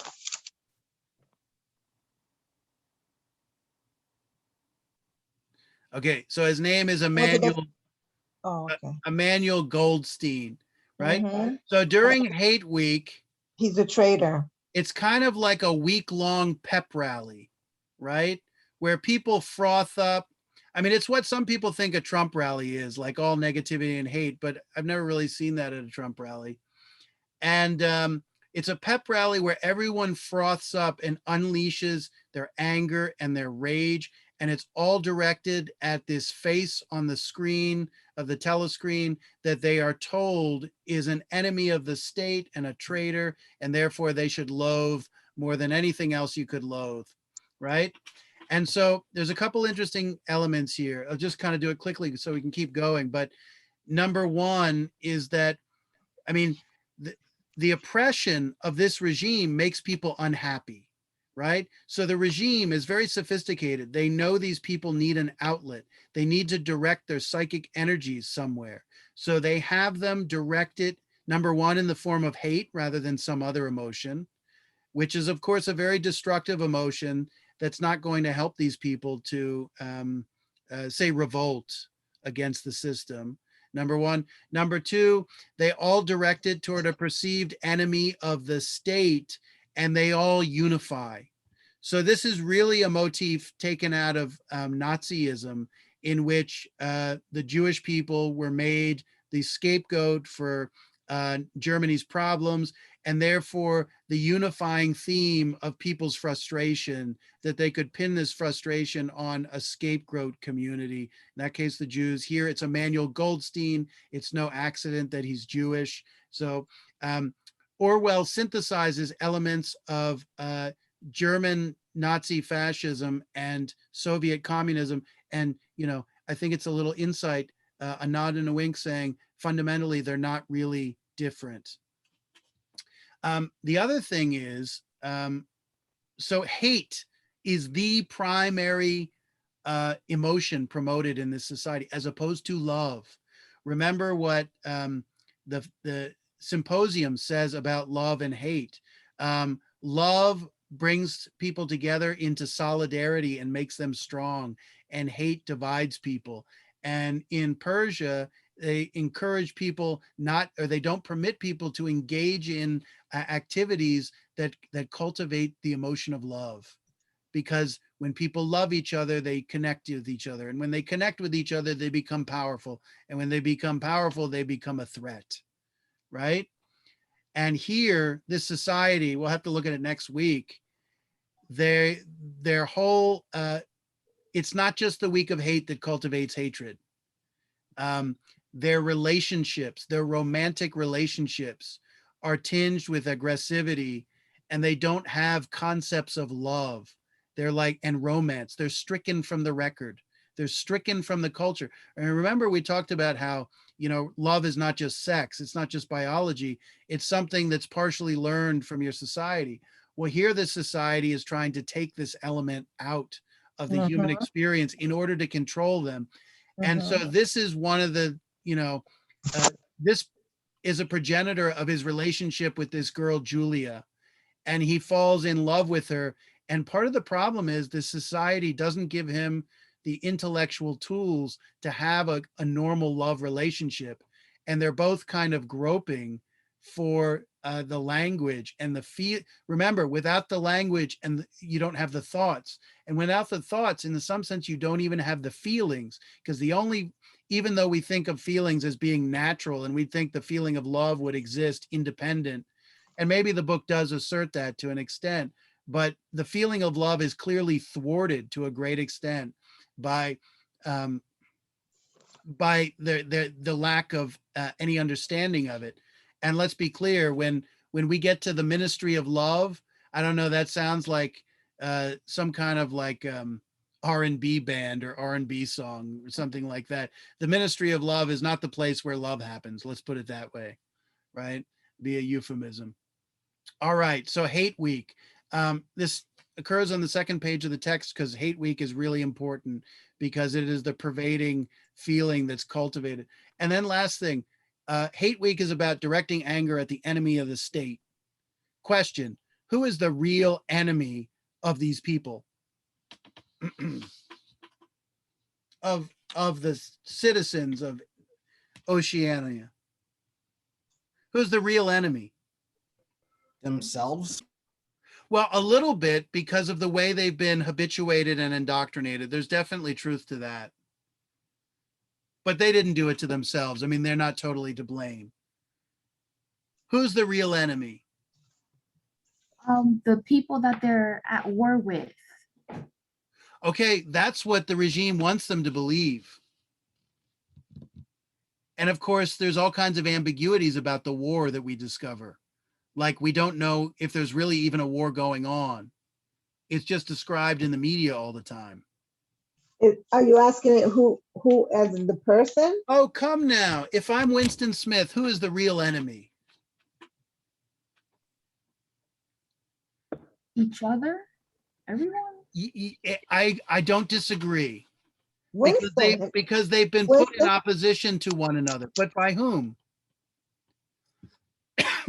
By the government, right? Yeah, of course. Like, that we so know. these people are being created to be enemies to one another. I absolutely agree.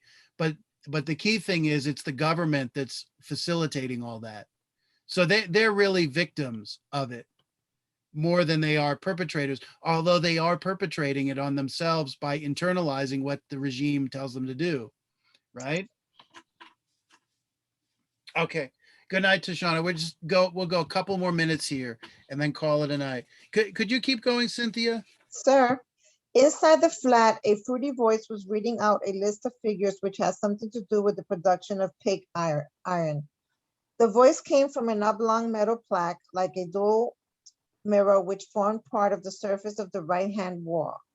Winston turned a switch and the voice sank somewhat, though the words were still distinguishable. Hold on, because the text message popped up and it's covering my stuff. Okay. The instrument, the telescreen, it was called, could be dimmed, but there was no way of shutting it off completely. He moved over to the window, a smallish, frail figure, the meagerness of his body merely emphasized by the blue overalls, which were the uniform of the party. His hair was very fair, his face naturally sanguine, his skin roughened by coarse soap and blunt razor blades and the cold of the winter that had just ended. Outside, even through the shut window pane, the world looked cold.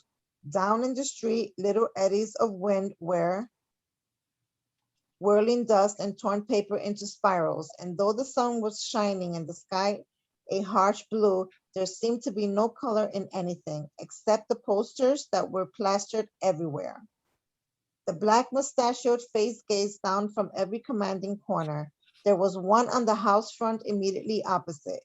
Big Brother is watching you, the caption said, while the dark eyes looked deep into into Winston's own.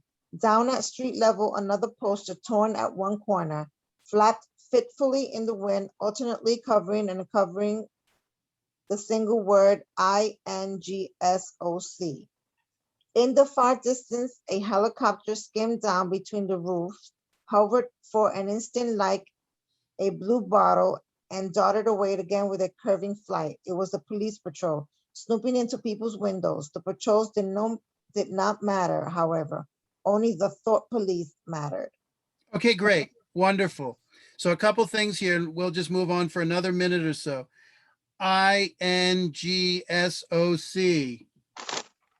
It's just a bunch of letters in Newspeak. This is an example of Newspeak, but it's really important to understand what this thing is. What is INGSOC? Oh, I think it's socialism. Yeah, what's the first part of it? The SOC, the SOC is socialism. What's the ING? English. English socialism. Socialism, yes. Very good. And if you don't know, so one thing in old speak, as they call it, it used to be called English socialism. Now it's just an acronym, INGSOC, which you have no freaking clue what that means. You don't know what the regime you're actually living in if you don't know old speak, which is old speak is called, you know what old speak is called? It's called normal freaking English, right? So Newspeak is designed to conceal the meanings of words from you. You're not allowed to know. And of course, England of all places, is one of the homes of great 20th century socialist thought called Fabian socialism.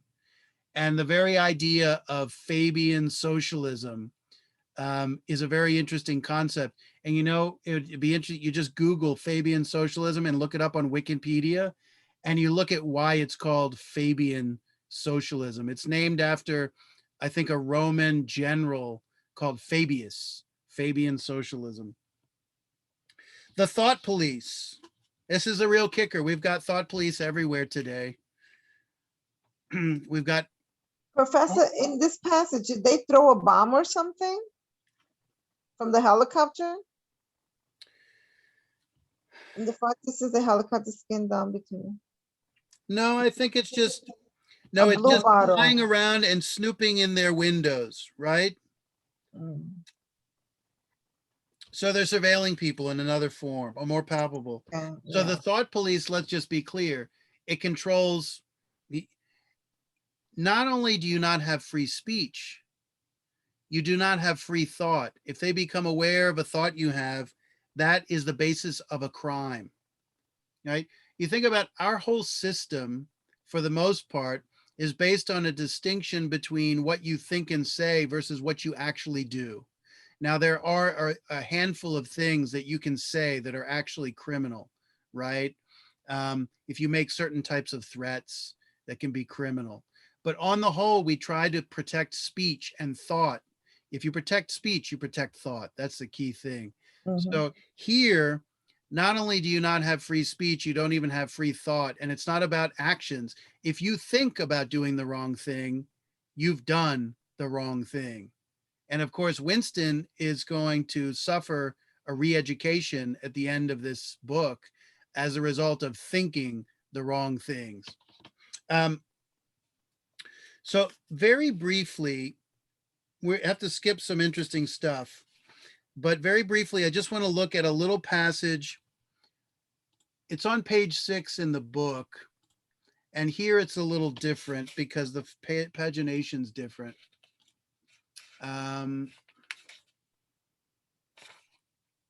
Here we go. Could we start right here? So Winston has a diary, right? Mhm, And he writes it. he proceeds to sit down in his room. He tries to get out of the view of the telescreen. And you know what I'm actually going to show very quickly. I know people want to finish up here. Just a couple more minutes and we're done. So here is this great image from the film that was, I think it was actually released in 1984. It's a very good film with John Hurt and Richard Burton. So here's the telescreen in his room, Ingsoc, the V for victory. And here he is over to the side. And he tries to get, it's described a little differently in the book, but he tries to get in a little niche away from the telescreen. What is he actually doing here? Getting in a niche away from the telescreen. He's writing in his diary his thoughts. Yes, absolutely. That's what he does. But what's the bigger picture of why he's doing this? Why is he trying to situate himself in this view away from the camera of the telescreen? So he's not recognized, like so they don't see him writing his thoughts down because he could get killed for that. Okay, and he acknowledges at the end of writing what he writes that he's already committed a kind of capital crime that means his demise in so many words, right? And so this premonition he has is right there at the opening of the book. Yeah, so I agree with everything you said. I think we can add just a little more to it and we'll call it a night. But let's just read this little description. Where did it go? Yeah, so yeah, for some reason. Could you start there, Cynthia? For some reason, the telescreen in the living room was in an unusual position. Instead of being placed, as was normal, in the end wall where it could command the whole room, it was in the longer wall opposite the window. To one side of it, there was a shallow alcove in which Winston was now sitting, and which, when the flats were built, had probably been intended to hold bookshelves. Okay, so books. Does Winston like words, writing, ideas, books. Yes. Yeah, there's a kind of love affair he has with ideas and language and books and this diary, just even the physical element of it. It's something that is rare. So he has a passion for ideas, and this is important. He works at the Ministry of Truth, where he manipulates language and media and whatnot. So he's a kind of an intellectual. He's not like a genius, but has a kind of intellectual sensitivity that the average person doesn't have. And there's a depiction of his neighbors as being these kind of bumbling sheep that just follow the regime blindly in this really kind of obscene way. So he says, the narrator says that in a normal apartment, the telescreen is located in a way where it can see everything in the room very clearly. And for some reason in this room, the telescreen is projects out in a way where there are little niches where you can get away from the camera, right? You can kind of conceal yourself. And so, yeah, you want to keep going, Cynthia? By sitting in the, okay, where did I leave off? By sitting in the alcove. Alcove Okay. is like a little niche.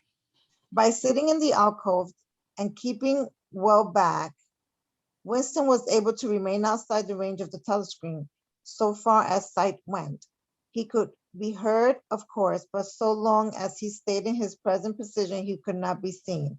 It was partly the unusual geography of the room that had suggested to him the thing that he was now about to do.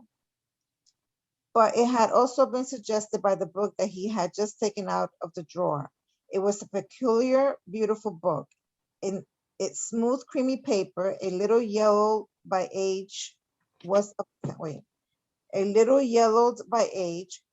of a kind that had not been manufactured for at least 40 years past. Okay, so 40, all right, so a couple things. He has something that's beautiful, and the narrator goes to an important extent to describe its beauty. Why is that significant? It seems like a trifling detail, but it's actually pretty important. Is this a beautiful world they're living in? No, Is there beauty in the relationships between the people?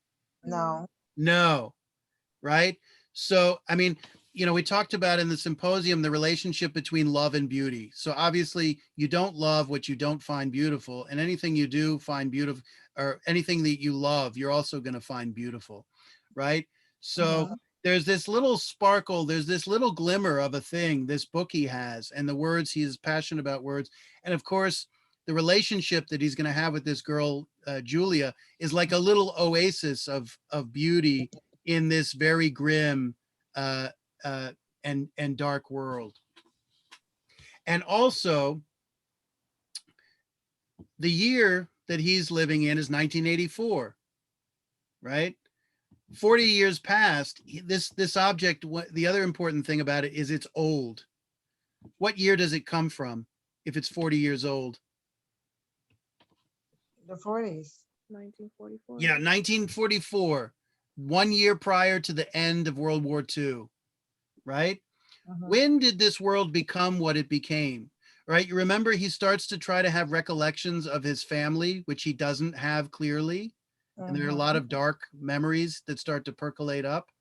His memory has been kind of deleted because all evidence of his previous life is removed. He doesn't even know clearly what's happened to his family or his parents.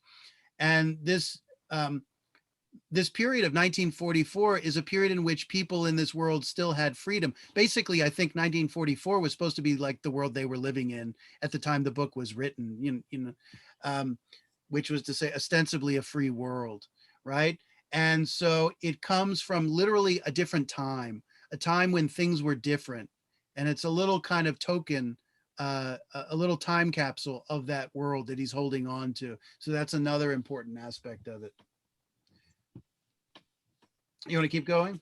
He could guess, however, that the book was much older than that. He has seen it lying in the window of a frowsy little junk shop in a slummy quarter of the town, just what quarter he did not now remember, and had been stricken immediately by an overwhelming desire to possess. Oh. To possess it. Party members were supposed not to go into ordinary shops, dealing on the free market, it was called. But the rule was not strictly kept because there were various things such as shoelaces and razor blades, which it was impossible to get hold of in any other way.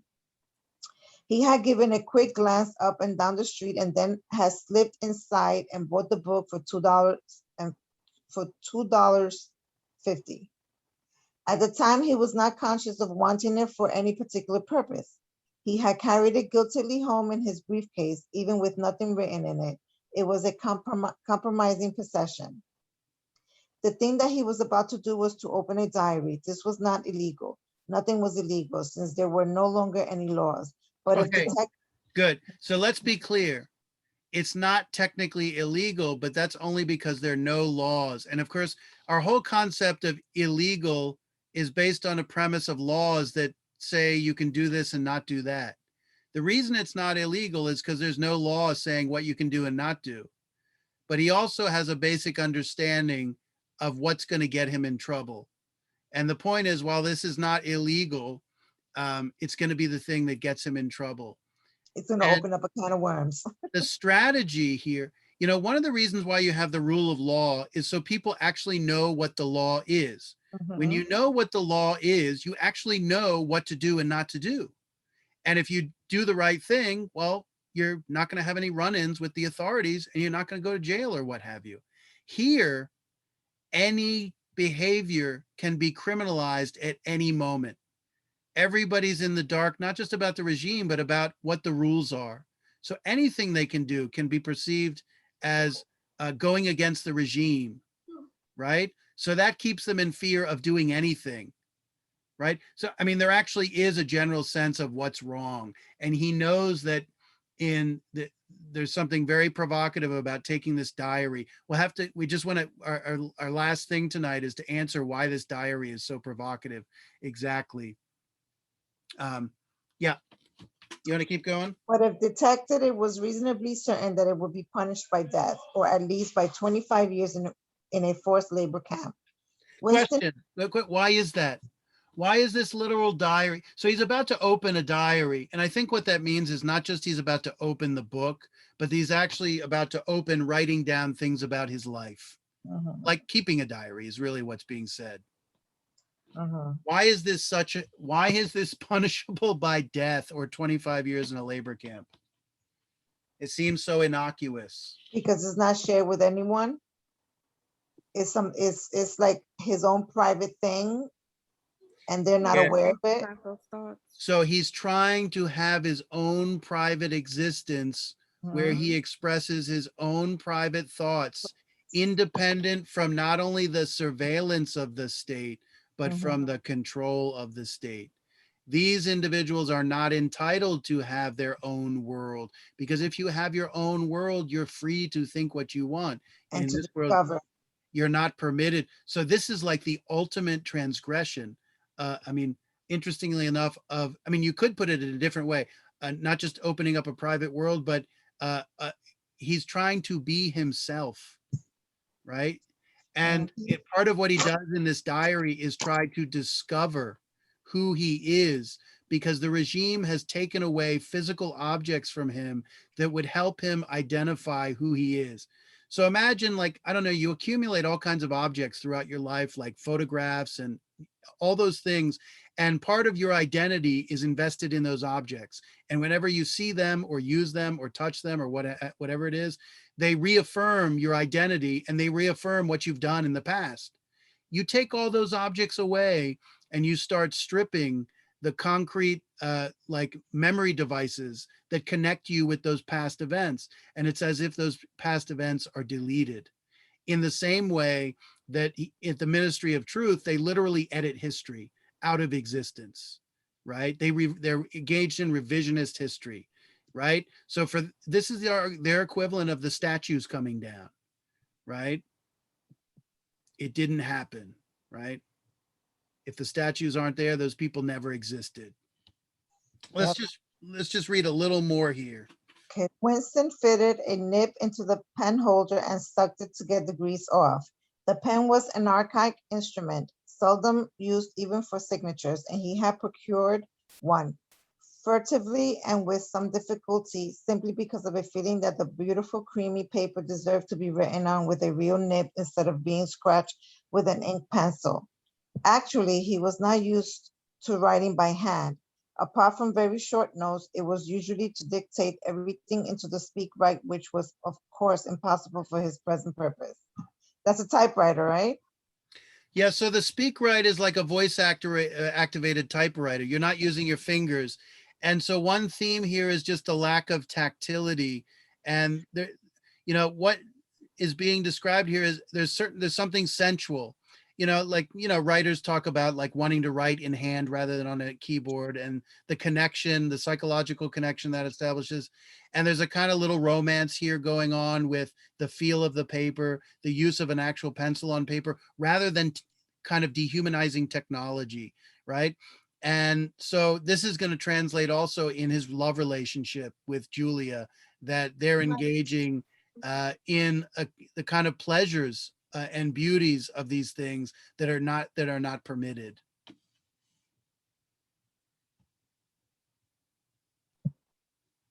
You gonna keep going just a little more and we'll Okay, call it no, quits? I just got distracted. I'm sorry. Where did I end off, Professor? Writing, oh wait, speak, okay. He dipped the pen into the ink and then faltered for just a second. A tremor had gone through his bowels. To mark the paper was a decisive act. In small, clumsy letters, he wrote, April 4th, 1984. He sat back. A sense of complete helplessness had descended upon him. To begin with, he did not know with any certainty that this was 1984. It must be round about the date, since he was fairly sure that his age was 39, and he believed that he had been born in 1944 or 45, but it was never possible nowadays to pin down any date within a year or two. Okay, great. So how do you control people? You keep them in a profound state of ignorance. You keep them in a state of ignorance about not just big things, but even the most basic things. And you build up just like layers and layers of, they're not even aware of what they don't know, right? You don't know what you don't know. And that, facilitates the control and the power of the regime. So they don't even know, he doesn't even know what date it is. Totally disorienting, right? To not be able to mark time properly. He doesn't know how old he is. It's unsettling. And there's a lack of clarity about, the world he's living in temporally here and otherwise. Okay. So you see how profound what they're doing is. I mean, obviously, on one hand, it's hard to imagine that any regime would do this, but I mean, interesting idea that, Orwell's considering this. He says to mark the paper was the decisive act. And then it says, well, I should read before that. He dipped the pen into the ink and then faltered just for a second. A tremor had gone through his bowels. To mark the paper was the decisive act. In small, clumsy letters, he wrote. And then April 4th, 1984, he sat back. A sense of complete helplessness had descended upon him. So we'll leave it with this. His bowels are trembling. The mark of the paper was the decisive act. And when he does this decisive act, all he does is write a date, for God's sakes, right? A sense of complete helplessness descended upon him. What was so decisive here? And why does he experience this state of complete helplessness?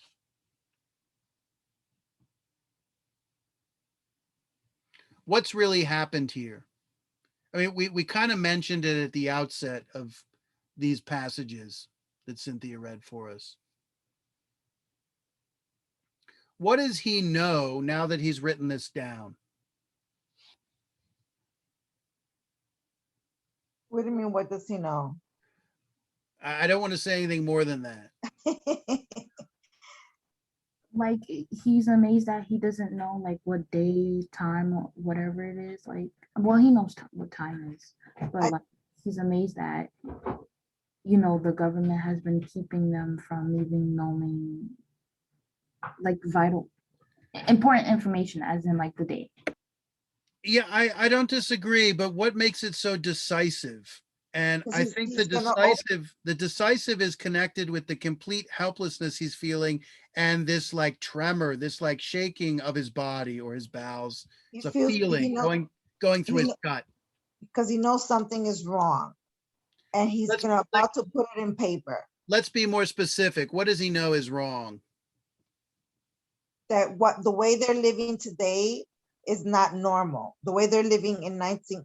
Okay. well, So this is really crucial. I don't think that's quite it, but this is really crucial. Winston is a person who is perceptive enough, and he also has some knowledge working at the Ministry of Truth. He actually sees history being changed there, right? He actually knows that it's being changed. Other people don't perceive that because they don't perceive the change, right?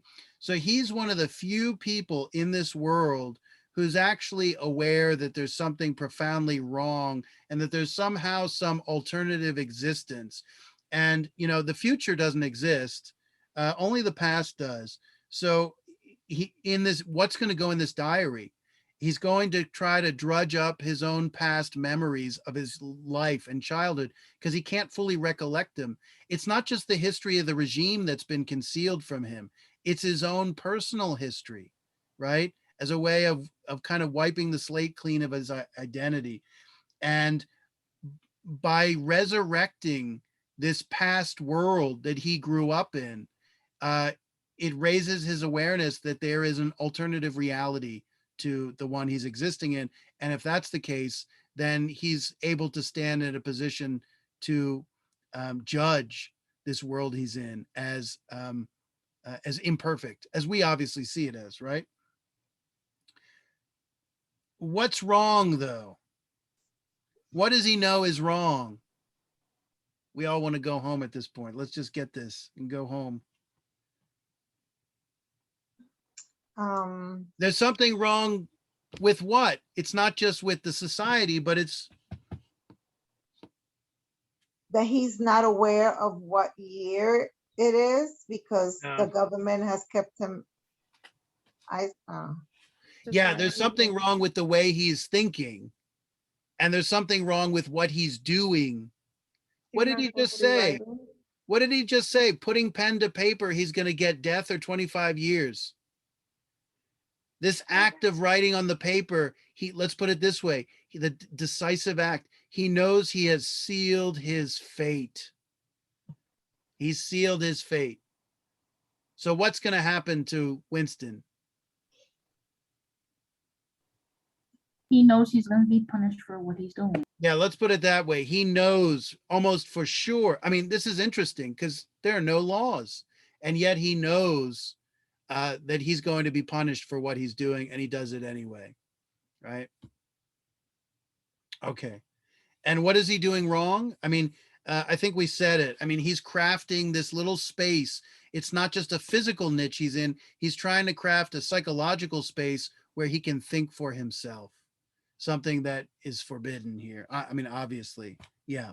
So we shall leave it with that. If you have any thoughts, questions, or comments, feel free, but we can call it quits right here. And thank you for everybody hanging in there so nicely. Okay, Professor. We'll chat. I'll see you next week. All right. Good night, everybody. Thank you for hanging in there. Good night, everyone. Bye, everybody. night, Take care. everyone. Good night, Professor. Good night. Bye, everyone. And Jim, very nice comments. Thank you. Thank you, Jim. Nice job.